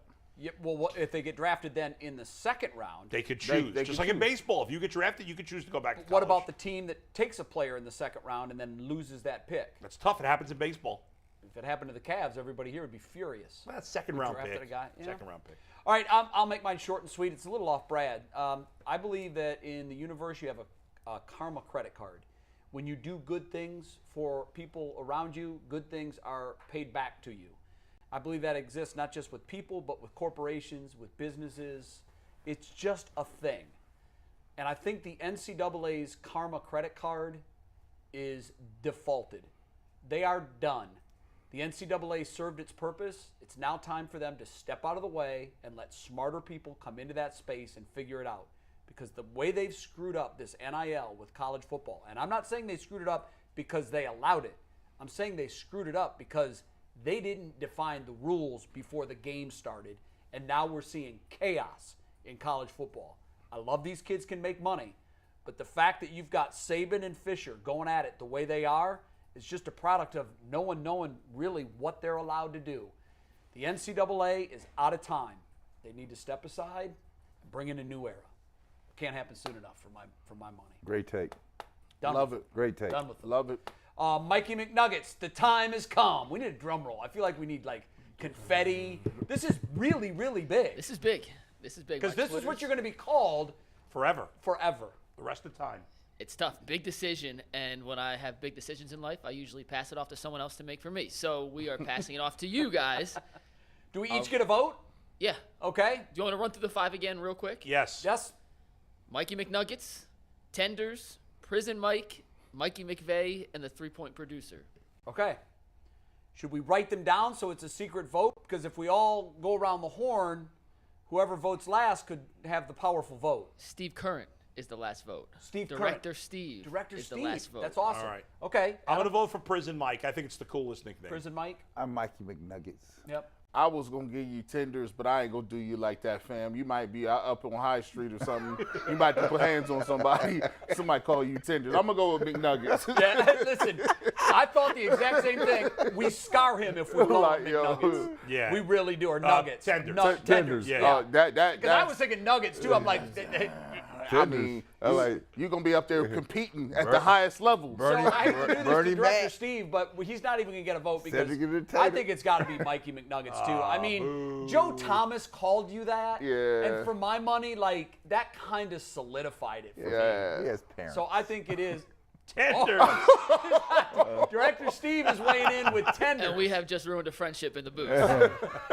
The good, So we it win. is We said, win. We win. and so it is done. I need my Judge J costume. From this day forward, you will be referred to on this program only as Mikey McNuggets. Mikey McNuggets. This cat. Yeah, And let's see good if the job, power man. of TV works. Steve, let's get the super up. Do we have it? Can we see if this worked? I know it's going to look weird on a 4-shot, but drum roll, please. Okay. It didn't work. That's your old handle. It worked. There it is. And the handle will be Boom. changed too. I can't do that on the fly. You can't do that. That will change too. That needs Twitter paperwork, doesn't it? I got Ian Hill in my back pocket, so we'll Yeah, push he it can through the fix it. process. Technically, shouldn't that be a lowercase c? Yeah, I saw There's that no too. lowercase in the system, guy. Oh, get that out of here. You'll thank us for the not Tenders. Yeah. man. You know what? Let's do this, guys. Yeah. Whenever we're really mad at him, we're allowed to call him Tenders. Come on, Tenders. Are you That's okay? fair. Are you okay with that? That's fair. Steve loves that idea. Bro. So whenever you give a top 5 trash list like you did today, you may be referred to as Tenders. Any other time, you're Mikey McNuggets. It's better than option A, or the OG option. I don't, Yeah. I don't Am I know. allowed to say that again or no? Nope. No. Nope. No, It was that's his out. college nickname, and it was not really. No, no, Wait, wait, can I just clear the air real quick? It was. It was one person calling me in Well, certain when situations. your He just college happened to be my head coach. Yeah, when your head coach calls you something, that's your name. Yeah, but I was Lucas in college. No one actually called me Mike till I got Well, that's all we to know. We work. know. We So know. now that coach last is name. calling you. Coach told He's us. doing a lot of explaining. Yeah, a lot of, Yeah, lot that of, is a lot of lot of mansplaining. A lot of mansplaining. explaining. Mike, that's okay. I want to say before we sign off our second week on the air. As we sign off our second week on the air, I want to tell everybody we do have fun with Mike, but Mike is the glue of this thing. Absolutely. He works 28 hours every day. Yeah, man. So does Anthony. I mean, Bree, our behind-the-scenes staff, and of course our director Steve. There's a lot of other people that I haven't mentioned, but our behind-the-scenes staff is just incredible. Guys, I've worked Working with long the best. after we're done. Yeah. I've been here 35 years in this game, and there's been no team I've been more proud to call teammates than you guys. You do a tremendous job. There's Anthony. There's Bree. She's dancing it up. There she is. But you guys are tremendous.